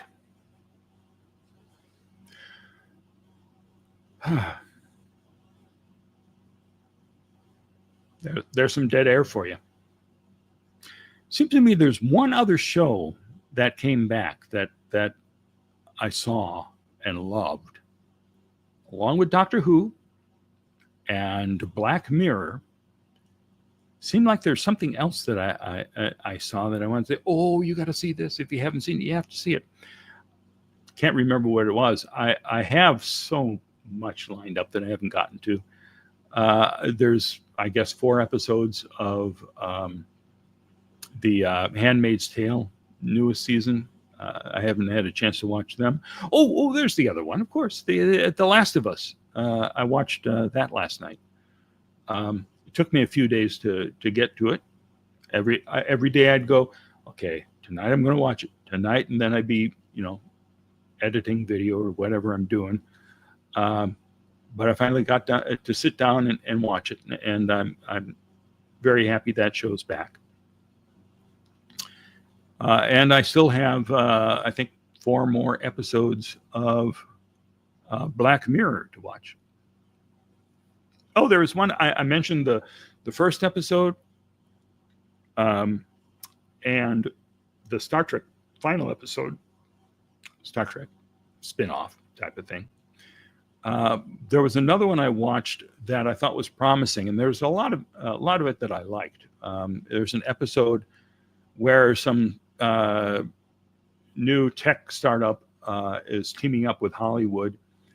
They're going to be able to put a new star into a classic movie. So they have this old 1940s black and white romance and a modern actress they put in the role. And stuff in it I really enjoyed, but it was primarily the performance of this supporting actress who played the lead in the original black and white film. Her story was terrific. And oddly enough, the whole storyline for this episode was there's a modern day actress who's not getting those lead parts that she wants. So they put her in a lead part in this movie, and then the story really becomes about this other person. So she's still not the lead actor. But it stunning performance, I thought, in that. Netflix show Adolescence. I've heard about this. Each of those episodes is a single shot. I've seen that done. I hear Adolescence is good. I don't even remember what it was about. I just heard good reviews about it. Have I watched Severance? Oh, you bet I have. I've watched it several times. If you have, Kelly, you too, fan, if you have not watched Severance, hop to it. Frankly, if I had a choice between watching me ramble or watching an episode of Severance, I'd be closing this laptop right now and watching it, for God's sakes. Oh, you don't get that channel? Oh, I'm sorry. Someone said it parallels Scientology. Yeah, there's a little of that. I want to leave Scientology behind when I'm watching Severance. I want to go into that world. I don't want to think about Slappy. But if you have a chance, go over to a friend's house and watch it there. Break the law and find some other way to see it. Don't break into somebody's home and watch it. But should be some way to find it. Kelly, I think Severance was great, but didn't really think it was too close to Scientology. Well, thank you. I agree. My brother saw it though. My brother's I forget exactly what. I don't know if there was some device that was being used that he thought it was similar to the e-meter. To me, what I care about are those characters I love. Severance is on Apple TV, but Apple, you don't have an Apple TV device. You can get Apple TV as an app on pretty much any streaming device now. And if you don't have the Apple TV monthly $10 a month service, you can always do a month-long trial for free and watch all the first season and all of second season before your trial period ends, and you'll be caught up. So I recommend doing that.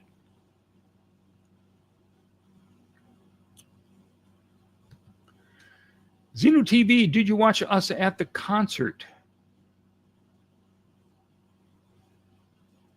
I don't think so. What concert? So I'm going to have to say it's no, because maybe I did. Maybe it's just this memory thing again, and I was there rocking out right down front.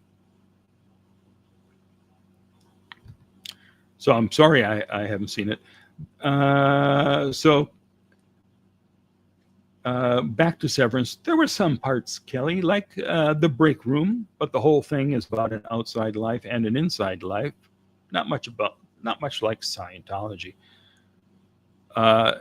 Here's what I love. Helly. My God.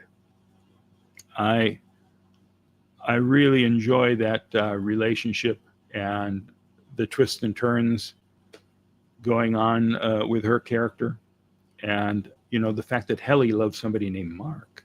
Well, that's promising. So the rest of us Marks, we can find a Helly, can't we?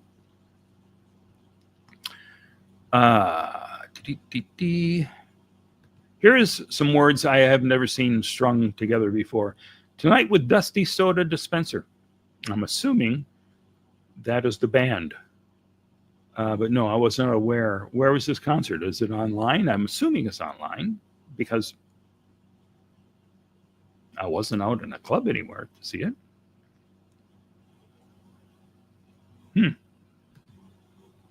All right. DDTT.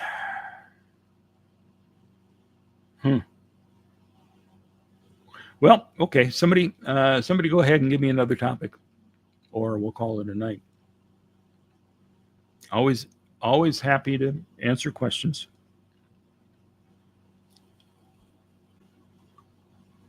Oh, so the concert at the Sound. I haven't really been to any concerts at the Sound. I did see part of one.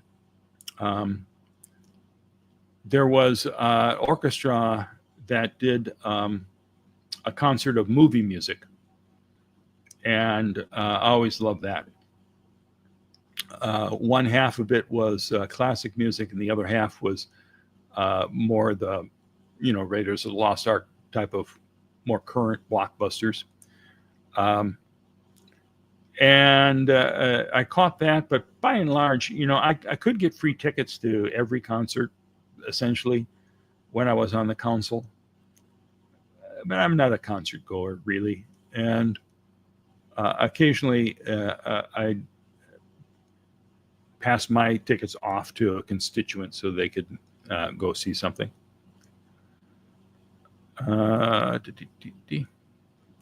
So,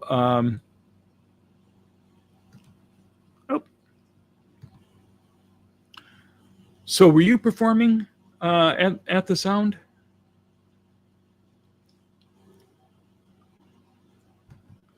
Dusty is friends with Aaron and Cheryl. He protests at Flag, and whenever there are concerts at the Sound. Oh, okay, so you weren't performing. You were protesting. That's how I could have seen the protest at the Sound. No, I have not had a chance to follow most of these streams, and I was, working.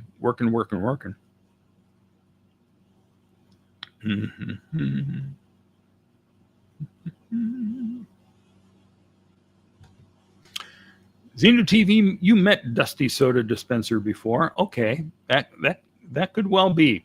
I'm sure I have, but I don't remember a name, Dusty Soda Dispenser. Mark, did you help with the Save the Garden video? I did not. I haven't even seen the Save the Garden video yet. Somebody brought it up, and we took a look at the website. I suppose we could. Can we play it and get the audio? I suppose we can. I can go back to it. Shall we give that a shot? Let me pull it back up here and share the screen again and see if that works. There's Slappy. Okay. Hey, what's going on? Lousy Microsoft Store just popped up. I hate Windows.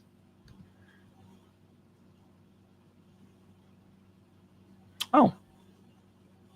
So it looks like. All right. Looks like I am still saving this here. Let's go down here. Is that okay? So we got videos down here, stories from the garden. Cool. Oh, that's nice. But this video up here at the top is probably what you're talking about. All right. Come on.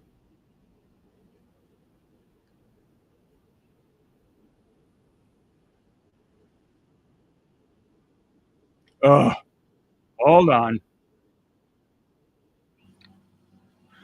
Okay, come on. What's going on? Here we go.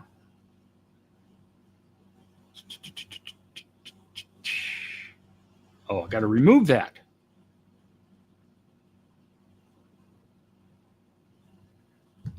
And add that. Wow, we're getting somewhere now. Okay. And let me get rid of that comment, for God's sake, so we can see it. All right, here we go. Let's. I'm going to start this over again. Apologize for all the sloppiness.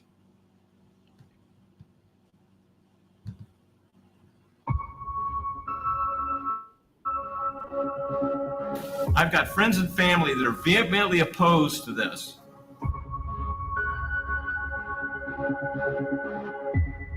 I've been called many things, but weak is not one of them.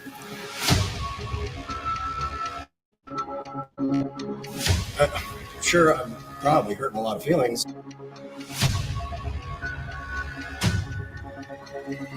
You're seeing debate, uncomfortable debate in a very challenging situation in our community.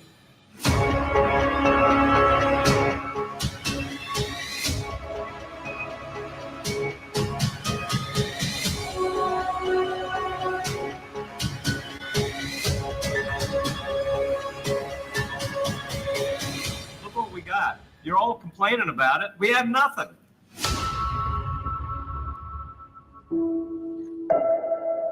Hi there, I'm Brooks Gibbs, a resident of Clearwater, Florida. What you just saw was council arguing for a controversial plan that involves the Church of Scientology. I was in there that day, and it was packed with people who were against the city selling more property to the church that already owns most of downtown. The entire room was heated. Vacant storefronts downtown, a lack of mom and pop shops. Those are just a few of the concerns that citizens brought up tonight at a Clearwater City Council meeting. They were there, though, to talk about one thing mainly. They were speaking out against the city possibly selling a public street to the Church of Scientology. Fox 13's Brianna Arredondo takes us to that meeting. The city held a public hearing Thursday night on selling South Garden Avenue between Court Street and Franklin Street to the Church of Scientology for $1.375 million. The church expressed to the city that they want to close that street, but dozens of residents packed the council chambers arguing against the sale. They say the church owning more property contributes to the dwindling businesses downtown. But the sale doesn't reflect community need. It reflects the wants of a powerful organization that already controls too much of our city center. We deserve better. Because if we lose this piece of city in silence, we lose the rest of it the same way, like we have been losing it. Once again, Scientology wants to take another piece of Clearwater, as if they don't have enough already, and bring it under their control. So how did this street come up for sale? Well, I'll tell you.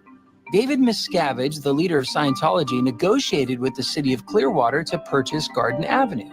This street is in front of their flagged building. Through strategic negotiations over the last year, Miscavige secured the 3 votes that he needed from the city council to push the sale through. None of this was public knowledge. As required by law, the city had to make a public announcement about the sale of the property and invite competing proposals before the sale was final. But here's the problem. The city did not post a sign on the actual property, nor did they post anything about it on their website. Instead, they posted the announcement in a Tampa newspaper, which requires a subscription to access. Therefore, most Clearwater residents were completely unaware. Now, this strategy of buying up properties outside the public knowledge is exactly how Scientology and their partners have secretly secured over 75% of downtown Clearwater, leaving most of the properties empty and undeveloped. Just days before a vote was about to take place, my friends and I became aware of this transaction and rallied together to design an alternative proposal. We wanted the property to be something that all of Clearwater could use, and our design kept the street intact, but added a very special memorial park, a place for us to remember what Clearwater used to be, a memorial garden on Garden Avenue, a symbolic stake in the ground stating that this is our land too. With only 1 hour left before the deadline, I personally delivered this proposal to the city manager. And this is what happened. I'm Kelly Meyer. I apologize. We're unclear of the procedures and just wanted to make everyone aware, if you're not, that there's an alternative proposal, but we're not sure when in the process we'll be able to present that alternative. If there's no objection, I think we go ahead and if someone has a proposal to present, I think we should go ahead and, any objection from any other council members? So, Kelly, whoever has the proposal, would they like to present it now? Hey, thank you for your service. I'm Brooks Gibbs, a Clearwater resident. March 17th, there was a woman by the name of Miss Barbara Sorry Love. She runs the wonderful little organization called the Clearwater African American Foundation. And she had said and made it into the paper, and that's how I heard about it, that she would love to see the city dedicate some space to honor the African American heritage that's there. My name is Barbara Sorry Love, and I know many of you on this. And I'm here speaking on behalf of the Clearwater African American Foundation. And our purpose and our mission is to honor, promote, memorialize African American landmarks, foundations, and land sites. Back in the day, Garden Avenue was one of 3 major African American communities here in Clearwater. There's this forgotten area that no one seems to talk about called the Garden. Right. And here we are on the Garden Avenue. Right. And if you just continued up the street, there was a vibrant Black community that not only lived, but worked and operated and helped really be the founding fathers and mothers of what we know as Clearwater today. Why is this spot so important? Garden Avenue is the 3rd community that is basically erased, the original Garden Avenue.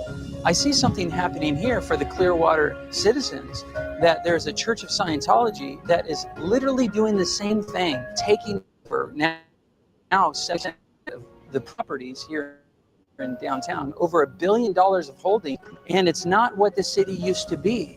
It will be an honor to really look at what can you do in the reimagining of Clearwater's African American history and memorialize the African American presence that was once thriving on Garden Avenue. To me, it would be better suited in another location, not this location. You know, why are we not doing this in the Greenwood area? You know, that seems like it's the optimal place to put it. My son, who's 18 years old, became enraged because he says this is modern day segregation. Absolutely. Are we saying that the African American community who worked here, who lived here, who had literally a community called The Garden on Garden Avenue, have no stake or claim to this property anymore? How does it feel when you hear council people, the members of the council, say such a thing and say, we'll give you your park, but you got to have it across town where it's impoverished? Well, what I would say to the council persons who said that, you don't know the history of Clearwater. You don't know the history of Garden Avenue. All we have left mostly is our memories. I don't think that is asking too much for a people that has been here over 200 years in Clearwater. You know, I was blindsided by this an hour and a half, well, now 4 hours ago. I haven't seen this before, so, you know, but as far as the city attorney says, they got it in on time, right? They got it in today. So my 30-day extension is for this, to get more information on this, and then maybe we have that as an agenda item. We talk about it, vote it up or down. It is just giving the citizens a chance to respond, and I want to do that respectfully. Motion is to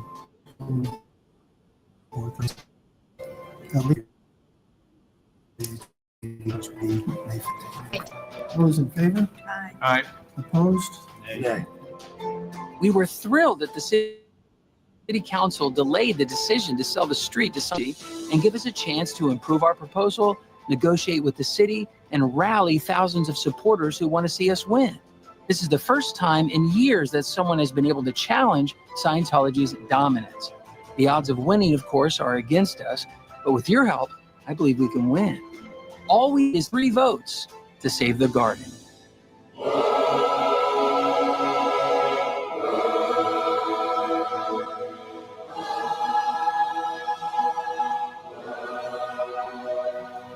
What you could do for the Black community, what you could do for the city of Clearwater, it's a win-win situation.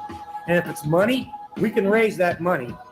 I think we can stand in solidarity using this piece of property as symbolism to say, you know what, no, it's not okay. Just because you have money, just because you have political influence, doesn't mean you can erase our history. So don't you see this as a united effort to be a symbolic picture of Clearwater is not going to give up every inch of its territory? I agree with you. Garden Avenue is David. And we know the story of David. David slew the giant. Imagine for a minute if they did decide to go this other direction and create this memorial and have a space dedicated to Black Americans in Clearwater. Now you're feeling what African Americans felt when we first came to Florida or Clearwater, and we were thriving and vibrant, and then we were being pushed out. And now it seems like you're being pushed out. The city of Clearwater is being pushed out, but don't be afraid to say no, no, no.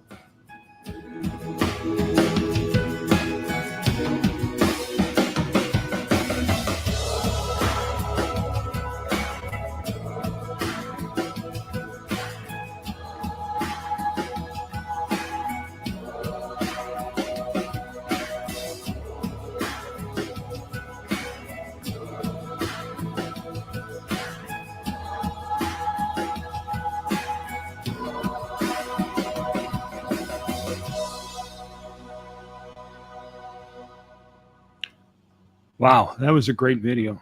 Thank you for pointing that out. And I even had a cameo in it, but I had nothing to do with that video. They did a spectacular job. It is a case of David versus Goliath. And what is so challenging is you're never going to get through to those two guys who did not want to kick this down the road, who seriously just wanted to give Miscavige what he wanted. Mike Menino and Ryan Cotton. They'll never change their votes. Maybe David will. David's a good guy. I served with David for 4 years. He's a good man. We voted together quite often, not always, but I have a lot of respect for him.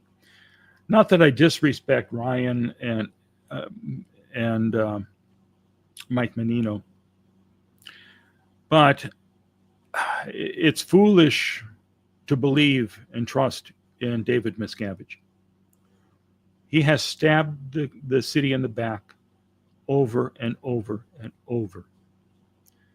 And all he wants is to create that block, that gigantic campus for Scientology downtown. Having the L. Ron Hubbard Hall is just going to kind of cement that whole area.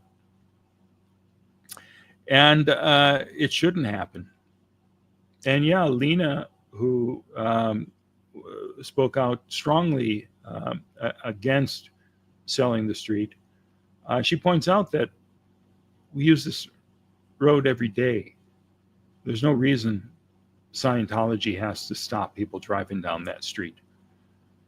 And they don't have to, but they want to. And Slappy shouldn't get everything he wants. We wanted a vibrant downtown for years and years and years, and we don't have it because it's not what Miscavige wants. Miscavige wants to control the downtown. He wants to keep prying eyes away from him. So it's a real uphill battle, but if the folks see this video, if they start, going to that website and, putting your name to it, standing up, coming to the next meeting where the public can speak, it's not going to be easy. You So let me go through a couple of these comments that people made while it was playing.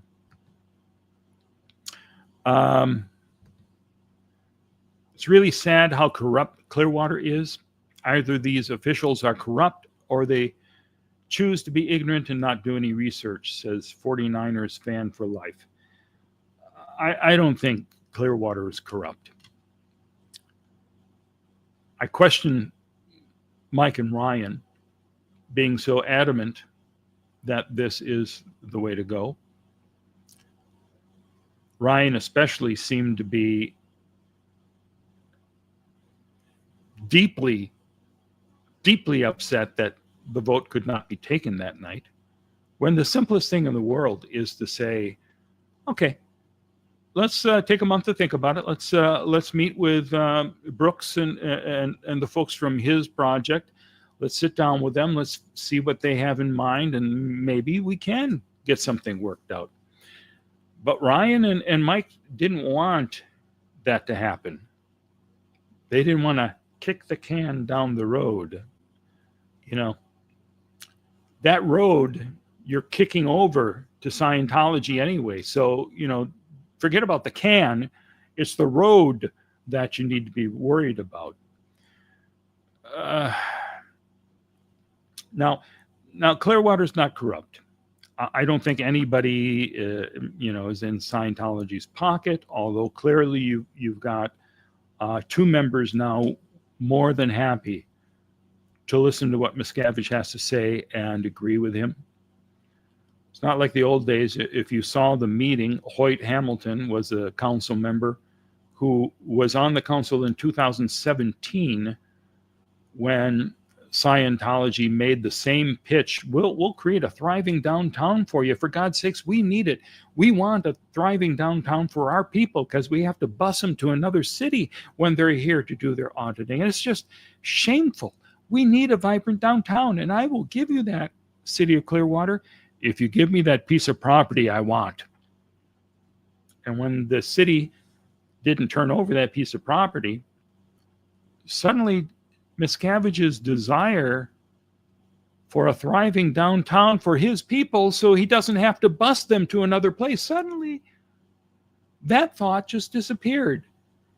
And he just sat on all those empty buildings and bought more.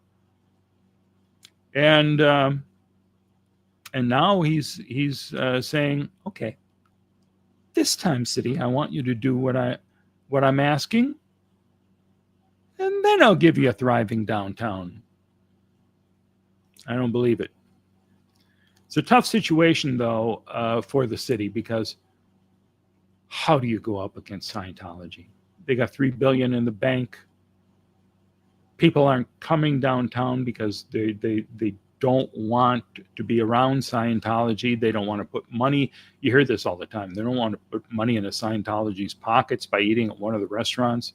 Where in actuality, these restaurants who are, working downtown, they may be in a building owned by a Scientologist, but they're not Scientologists who own the business, run the business, all the wait staff, these people aren't Scientologists. They're trying to make a living. They're trying to create a vibrant downtown. Only thing holding it back is Miscavige. If Miscavige were a partner, if he'd been a partner through any of the last 50 years, well, he wasn't in charge when they snuck into town in 75, but he's had plenty of decades now to prove that he could have Clearwater's best interests at heart. And he hasn't lifted a finger. All he's done is try to sabotage the things that the city has done. Let's see. They were excited to tell voters they made a deal to save voters tax dollars, but the money is not guaranteed to be paid for up to 6 years. Yeah, YouTube watchers bringing up the fact that both I think Ryan especially, but I think Mike also were jumping up and down with enthusiasm for the fact that Miscavige is going to put in a park there. It's going to be a public park that they'll pay for. The city doesn't have to pay for upkeep. That's a wonderful place for all the folks of Clearwater to gather in the park that's going to have 21 precepts of the way to happiness. That's all going to be a tribute to Hubbard. Ryan and Mike think that's a good thing for downtown? No. You're not going to find people downtown for that. Aaron said it at the meeting. There's a lovely park here. You ever see anybody in it? No. How about over there, right next to that, to the Fort Harrison? You ever see anybody in there? No. It's going to be the same case with this. Anybody who's a Clearwater citizen is going to be too intimidated to come and sit in the lovely park to hear L. Ron Hubbard say, thou shalt not kill is not good enough. Here's my commandment. Hey, don't kill anybody. All right, fine. Yeah, Genius Hubbard said 10 commandments. I can do better than that. 21, just like that. So, and this is also the first time that L. Ron Hubbard's name is going to be affixed to any building downtown. You know, you see a Scientology cross, you see flag, the emblem for flag, but you don't see Scientology on the buildings, really. And you definitely don't see L. Ron Hubbard's name. It's not the L. Ron Hubbard welcome office, or whatever they call the that little storefront they have at the bank building, welcome center. The L. Ron Hubbard Welcome Center. No, they just try to lure you in there by saying, greetings, come on in, it's free, take a look around, welcome to you. Oh, it's Scientology crap? Okay, well, I'll be leaving now. But now we're going to have L. Ron Hubbard plastered on a huge building people see when they go to the beach. Might as well call it Hubbardville. Once this hall is built, I think it's the death knell. And we were making such good progress when I was on the council. Not strictly because I was on the council, but because we said we need to develop the downtown in spite of Scientology. So let's put up apartments on the Bluff property. We made a deal for that. We made sure they weren't condos, so Scientologists couldn't buy them up and not live there. They could leave them empty or just come in a couple times a year to do some auditing and then leave again. We needed people living downtown, dining downtown, bringing life to downtown, which Scientology has never done. They've promised the city for years now. When we open up the flag building, tens of thousands of people are going to be, just filling up the downtown. Did that happen? No. Why should we think that the L. Ron Hubbard Hall is going to change any of that? Scientology doesn't want that. Miscavige doesn't want that. A few shekels for upkeep of the L. Ron Hubbard Park does not seem like a great deal to me. Kelly says, where have I heard that name before? Kelly, huh? So she says that the city only posted it publicly because it's illegal not to, but it was in a paid paper that not many people even get. Well, I tell you what, everything's done like that. Anytime there's any type of sale of property, you just have to put a little ad in the paper and say, oh, it's publicly advertised. Sure, no one knew about it, but we legally did everything we needed to do. It's not necessarily to fault the city. I think the city looked at it this way, that Miscavige said, you give me the street and I will activate all the buildings. And at this point, the city said, well, we'll leave it up to council. If they want to trust Miscavige will do it. For big things like the Bluff Property Apartments, they take out ads in major publications that developers would be looking at. This is a little thing where the only one who wanted that street was Miscavige. And the city, city manager can't make that decision. City staff can't make that decision. They have to give it to the city council and the mayor to vote whether they should give that street to Miscavige. And, so it's all on the shoulders of the council members. So if they choose wrong, it's their fault. If they choose right, however it goes. If it's a success, well, then they're geniuses. But if it's just another piece of property lost to Scientology, it's a disaster.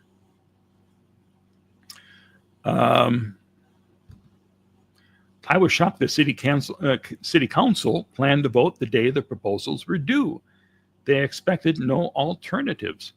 Well, normally, when you're sending out something for bids, and as I said, if it's a real project, you are advertising it, making sure that developers who might be interested in that property have a chance to vie for it, give their proposals.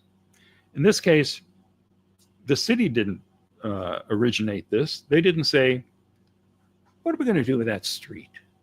I know. Let's see if anyone out there wants to build something on that street. No, Miscavige said, I want that street.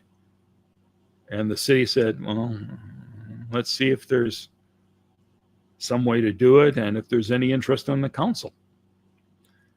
But yeah, normally in a situation like that, you would have had proposals well before 4 o'clock the afternoon that the time limit is over, because people would be aware of it. And in a case like that, if you don't get the results you want, like in the Bluff properties, if we get pitches that we don't think are good enough, we'll just send out the ad again. Same way when we were trying to hire a city manager when I was on the council. We had a rash of people apply and they didn't work out. We had to do it again. And we had people dropping out without even coming to interview, because I think of Scientology, this is a unique problem that most people don't have to deal with if they're a manager of any city in anywhere else in the country. Cities have their own headaches, but this is a unique one.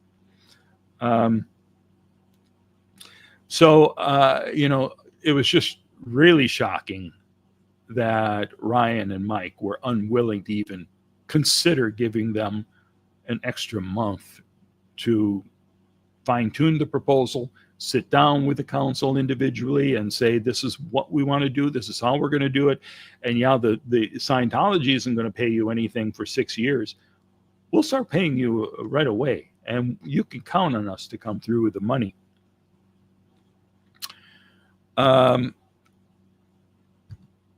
Cynical Kelly says, I'm sure the decision was already made and they were just trying to quietly get through it. Well, pretty much, yeah. I think it was, you had 3 people that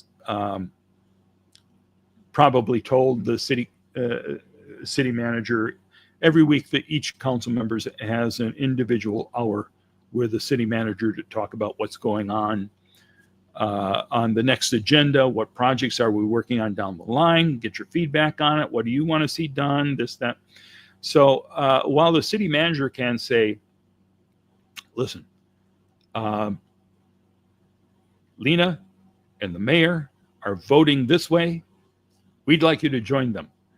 No, you can't do that. That's against the sunshine laws. The people on the council can't really know what the other council members are how they're leaning or what their conversations are with the city manager, because that would be a via in Scientology terms. Yeah, I can't talk to this council member, but via the manager, I can find out what they think. You just have to find out when you're at the meeting. I don't know anyone, though, who would not have been surprised by the vehemence of Mike and Ryan saying, no, we can't give this another month.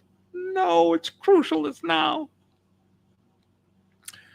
Are they going to hold further public comment on this? Am I going to speak? There will be comments the next time they have the vote.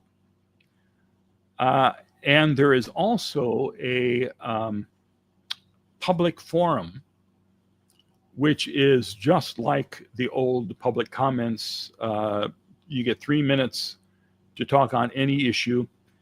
That used to be part of the council meeting, where at the end of the meeting you could talk 3 minutes on anything you want, and there were too many people disrupting the meeting for the city's sake, so they stopped doing that. Instead, they're having an occasional community public forum where the council will come and sit and not say a damn word, apparently, and just listen to what folks want to vent about. So I'm sure there'll be people there talking about that as well. And you're always welcome to send your emails and phone calls directly to the council members. And yeah, I'll probably be showing up to speak on it. DM wants a huge Scientology consolidated campus free of interpolation and SPs, says FYT 54321, and you are correct. Gotta agree with you there. Noam Sane, Scientology failed to acquire the street quietly. When exposed to this amount of daylight, I hope Scientology shrinks away from this. Will they? No. No. I don't think they're going to give up without a fight. And believe me, they've got, 2 people on the council that are willing to fight with Scientology.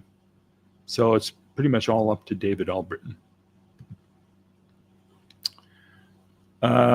Yeah, Slappy will keep, wreaking havoc.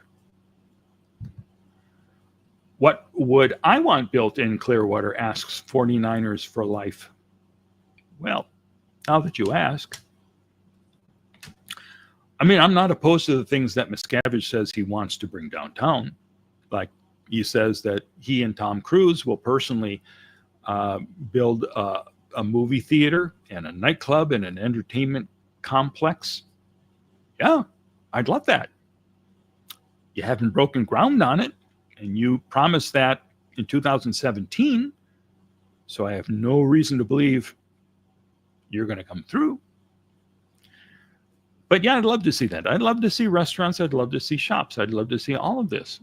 And the only logjam comes from Miscavige. They purposely are making it nearly impossible for businesses to open downtown. They're only giving out month-to-month leases. No one can open a business if you don't know that, property's going to be yanked out from under you, 30 days later. Oh, sure, I'll put in a kitchen here, and we'll get the restaurant up and running. Oh, you want us to leave? Oh, well, I can't take the kitchen. It's all. Oh. So, we're at Miscavige's, we're Miscavige's bitch right now. But we can fight back. So what our plan was and what we were working toward,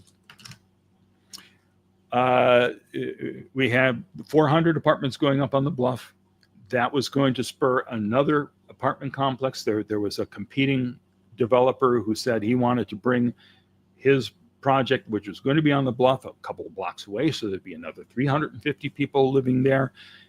Each of those properties would there'd be apartments But then below there'd be retail, restaurants. There's a hotel coming there. That there's going to be a beer garden. There's going to be all sorts of life around Scientology. Properties that Miscavige doesn't control, we're working on. We have things that are in development. And the county owns a bunch of properties, a lot of properties downtown. And the county's building their own facilities outside of Clearwater now. So the city was going to be gaining access to those properties, which is another big footprint. And we could develop those properties without Scientology's control. So we were developing in spite of Scientology. So could I guarantee that we were going to get a movie theater? No. Can I guarantee Miscavige and Tom Cruise are going to build their movie theater? No. If they do, I'll be happy to go see the movies there. If they prove me wrong, if I've just been sitting here ranting and railing about this, and they're going to make a thriving, bustling downtown where they don't intimidate any of the store owners, they don't chase people away, maybe it will be the golden age of Clearwater. I doubt it.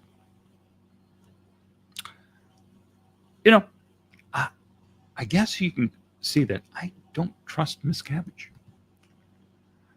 Oops, sorry. And then here, Bridge 1872. I think the residents of Clearwater want a thriving, busy downtown area for all the residents and visitors, just like every single downtown in Florida currently does. Yeah, you're right. The city would love that. The people of Clearwater would love that. It's insane that if you go a few miles down the road to Dunedin, they've got a thriving downtown there. What they don't have is Scientology. If you go a few miles to the east, there's Safety Harbor. And my God, do they have a booming downtown. Nightlife there is just incredible. They don't have Scientology. So the only thing holding us back is Miscavige and the church, intimidating people, scaring them away, and making sure that no businesses have been able to thrive there. Because it's insane. We've got this beautiful waterfront property that we spent $85 million to redo the park and open an amphitheater for live performances. The city is investing and trying to make this happen despite Scientology. The only reason people aren't downtown is because of Miscavige. Will they name it L. Con Hubbard Park? I don't think so. I have a hunch that Miscavige will not call it that. Rebecca Clark says, Mark Bunker, I have loved you since hearing and learning of Lisa. I've tried to track you since. Not easy from London. There's the internet.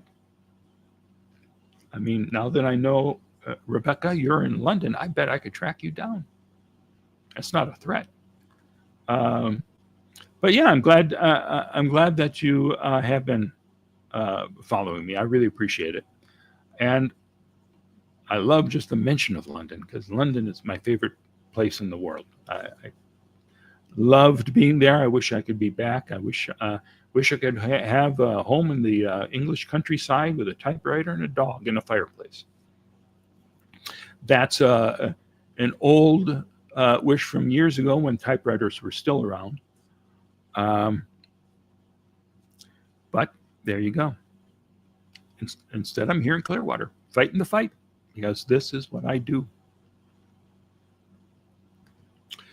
It's the little things, says, and by the way, I love the Snow White picture. Thank you very much. She's my sweetheart. I always loved Snow White.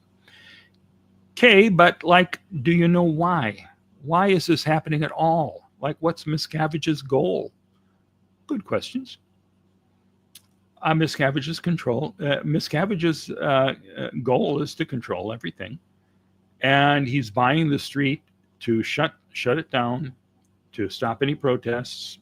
He wants to have the beautiful L. Ron Hubbard Hall, which he's been raising money for years, and he'll continue to raise money for it. And then he won't have to pay to rent out Ruth Eckerd Hall out on the outskirts of the city for their annual events. Probably will consolidate and won't go back to the Shrine Auditorium or any other places that he has used in the past. He'll say, coming directly from the beautiful L. Ron Hubbard Hall, here's Slappy to talk about nonsense. And then he'll get up there and say, oh, thank you. And then yammer on for 3 hours, like I'm doing now. And at the end of this, by God, I hope you all leap to your feet and go, hip, hip, hooray. I'll be disappointed if I find out you didn't. So promise me at the end, when I say goodnight, hip, hip, hooray, hip, hip, hooray, hip, hip, hooray. All right. Yeah, that's it. And Miscavige, that's his downtown. He wants it all. He wants to keep people away from there. Having the hall will be beneficial financially to him. YouTube watcher says, Mark, you are very passionate for improving Clearwater. Make Clearwater clear again. Thank you. Finally, that's catching on. Finally. So everybody go to the merch store and get your MCCA hats, your Mecca hats. Make Clearwater clear again. Thank you, YouTube watcher. I appreciate that. Who else knows that MCCA stands for Mecca? Yes. So, let's see. Those were the live. Those were the starred one. What else is people? What else have been people talking about here? What?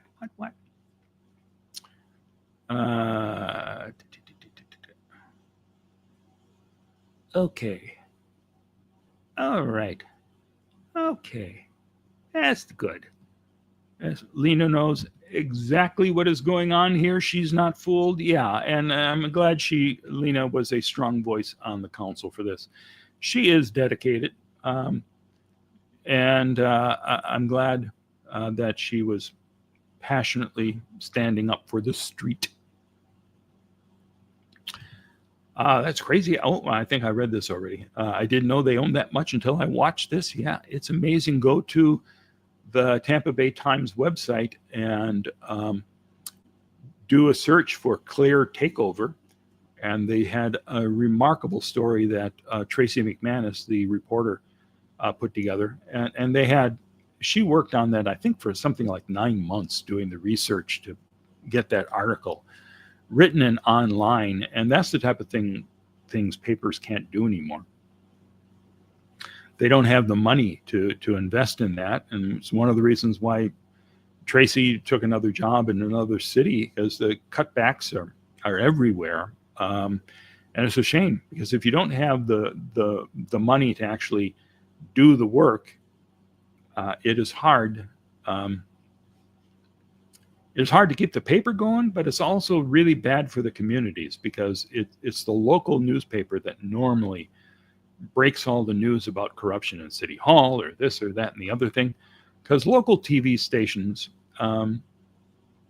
they don't have the time and the resources to spend months working on a story either. And, they, having worked in TV news for close to a decade, you show up, you find out what's happening out there in the area, you send a reporter out to do a story on that, they come back, they do that story that night, and that's it. So a reporter who knows nothing on a topic at one point has to go out and become an expert by the time that goes on the air. They don't do a lot of legwork. So it's up to the journalists at newspapers to actually dig and find out the scandals, find out this and that and the other thing, that then the TV stations can go, wow, there's some amazing scandal going on here. Let me tell you about it with pictures. Let's see.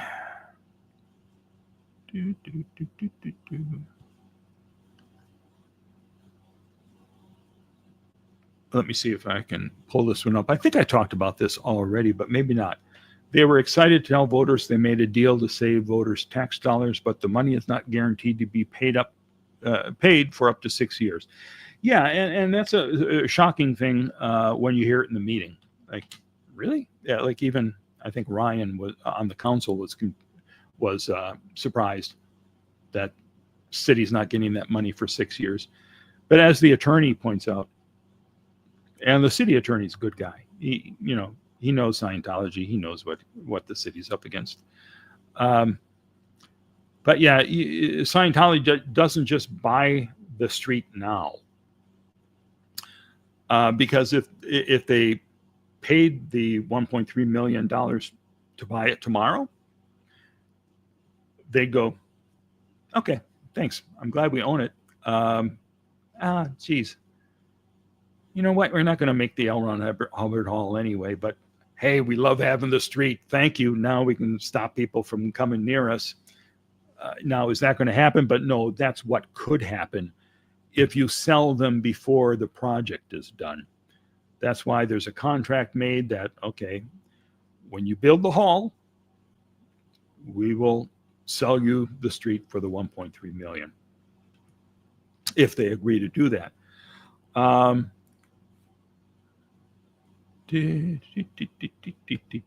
Plus, if Scientology doesn't pay taxes on the street, then that money has to come from somewhere. Yeah, we do lose some parking meter money, which was surprisingly a little more than I expected. I forget what they said in the meeting.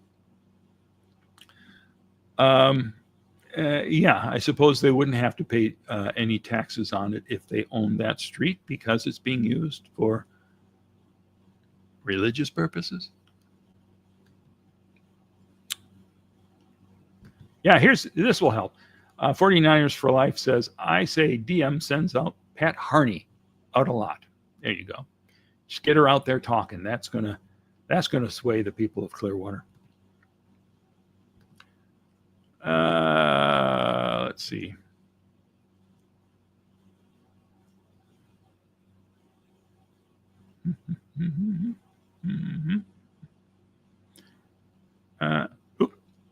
Good ideas. Imagine if they get Oprah or Whoopi Goldberg involved in Save the Garden. That would be nice. Not likely, but it would certainly be a huge help. And I'm just going to go back to this one because Rebecca has loved me since hearing and learning of Lisa. She loves me. Thank you.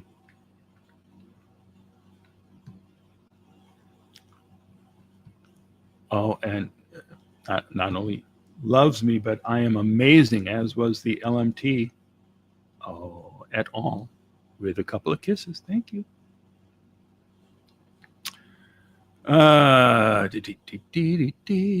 Mark, you are very passionate for improving Clearwater. Well, yeah, it was exciting to be on the council and try to make a difference. And I tell you, one thing that we did do was finally vote to build a new city hall. And every day I drive past it, there's more and more work being done on it. And it's going up so fast. It's going to open up later this year, which is just remarkable. And we needed that because the building that City Hall is in right now, they're renting 2 floors in a tower downtown. And the day I stepped away from the dais and Ryan took my chair was the day they announced that Scientology bought that building and the other remaining buildings downtown. So Scientology has control of the tower where City Hall is right now. That's not a good situation to be in. So we'll have a building that hopefully they can never buy, although it's possible they could still buy some of the people on the council. Traveltology says, good morning from Europe. Good morning to you. And Jaime Castro, that's pointless, though, because we can still protest on the streets, even if Scientology stops the protests in front of L. Ron Hubbard Hall. Yeah, there'll be protests. But I'm sure whenever there's an event, that they will do what they do anytime Miscavige comes to a city to open up an ideal org. They line the area with trees.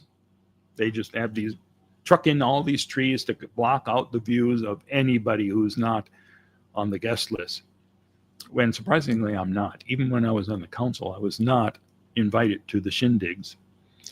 But they make it impossible for you to see what's going on as people, arrive at the hall and walk the red carpet for the gala premieres of everything. There'll still be protests nearby. Let's see.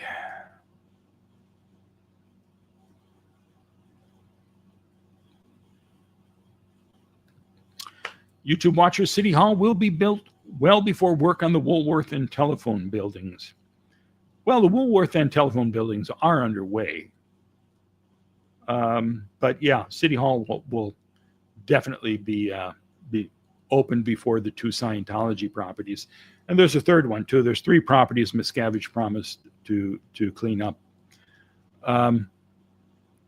And I was looking through my phone the other day and I saw some video that I shot as they had started to gut it. And it was like, 3 years ago when they first started working on the telephone building. And they're still working on it. And it was rude that I wasn't invited to Davy's parties. Really rude. I can be a charming guest when I want to. Woolworths is a supermarket chain there. Is Woolworth, I don't know if Woolworth still exists here in the States. It was the 5 and dime when I was a kid. So you could actually go down to Woolworths and sit at the ice cream parlor and get yourself a cone or a malt. That's gone. Not too many, if any, in Canada either. Okay. What is you have more of, though, than us? Poutine? Is that how it's pronounced? I did enjoy my visit to Canada. It's a lovely place.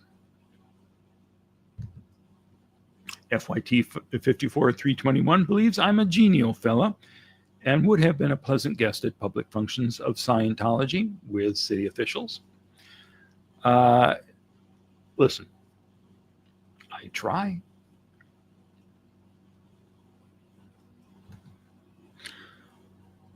Oh, excuse me.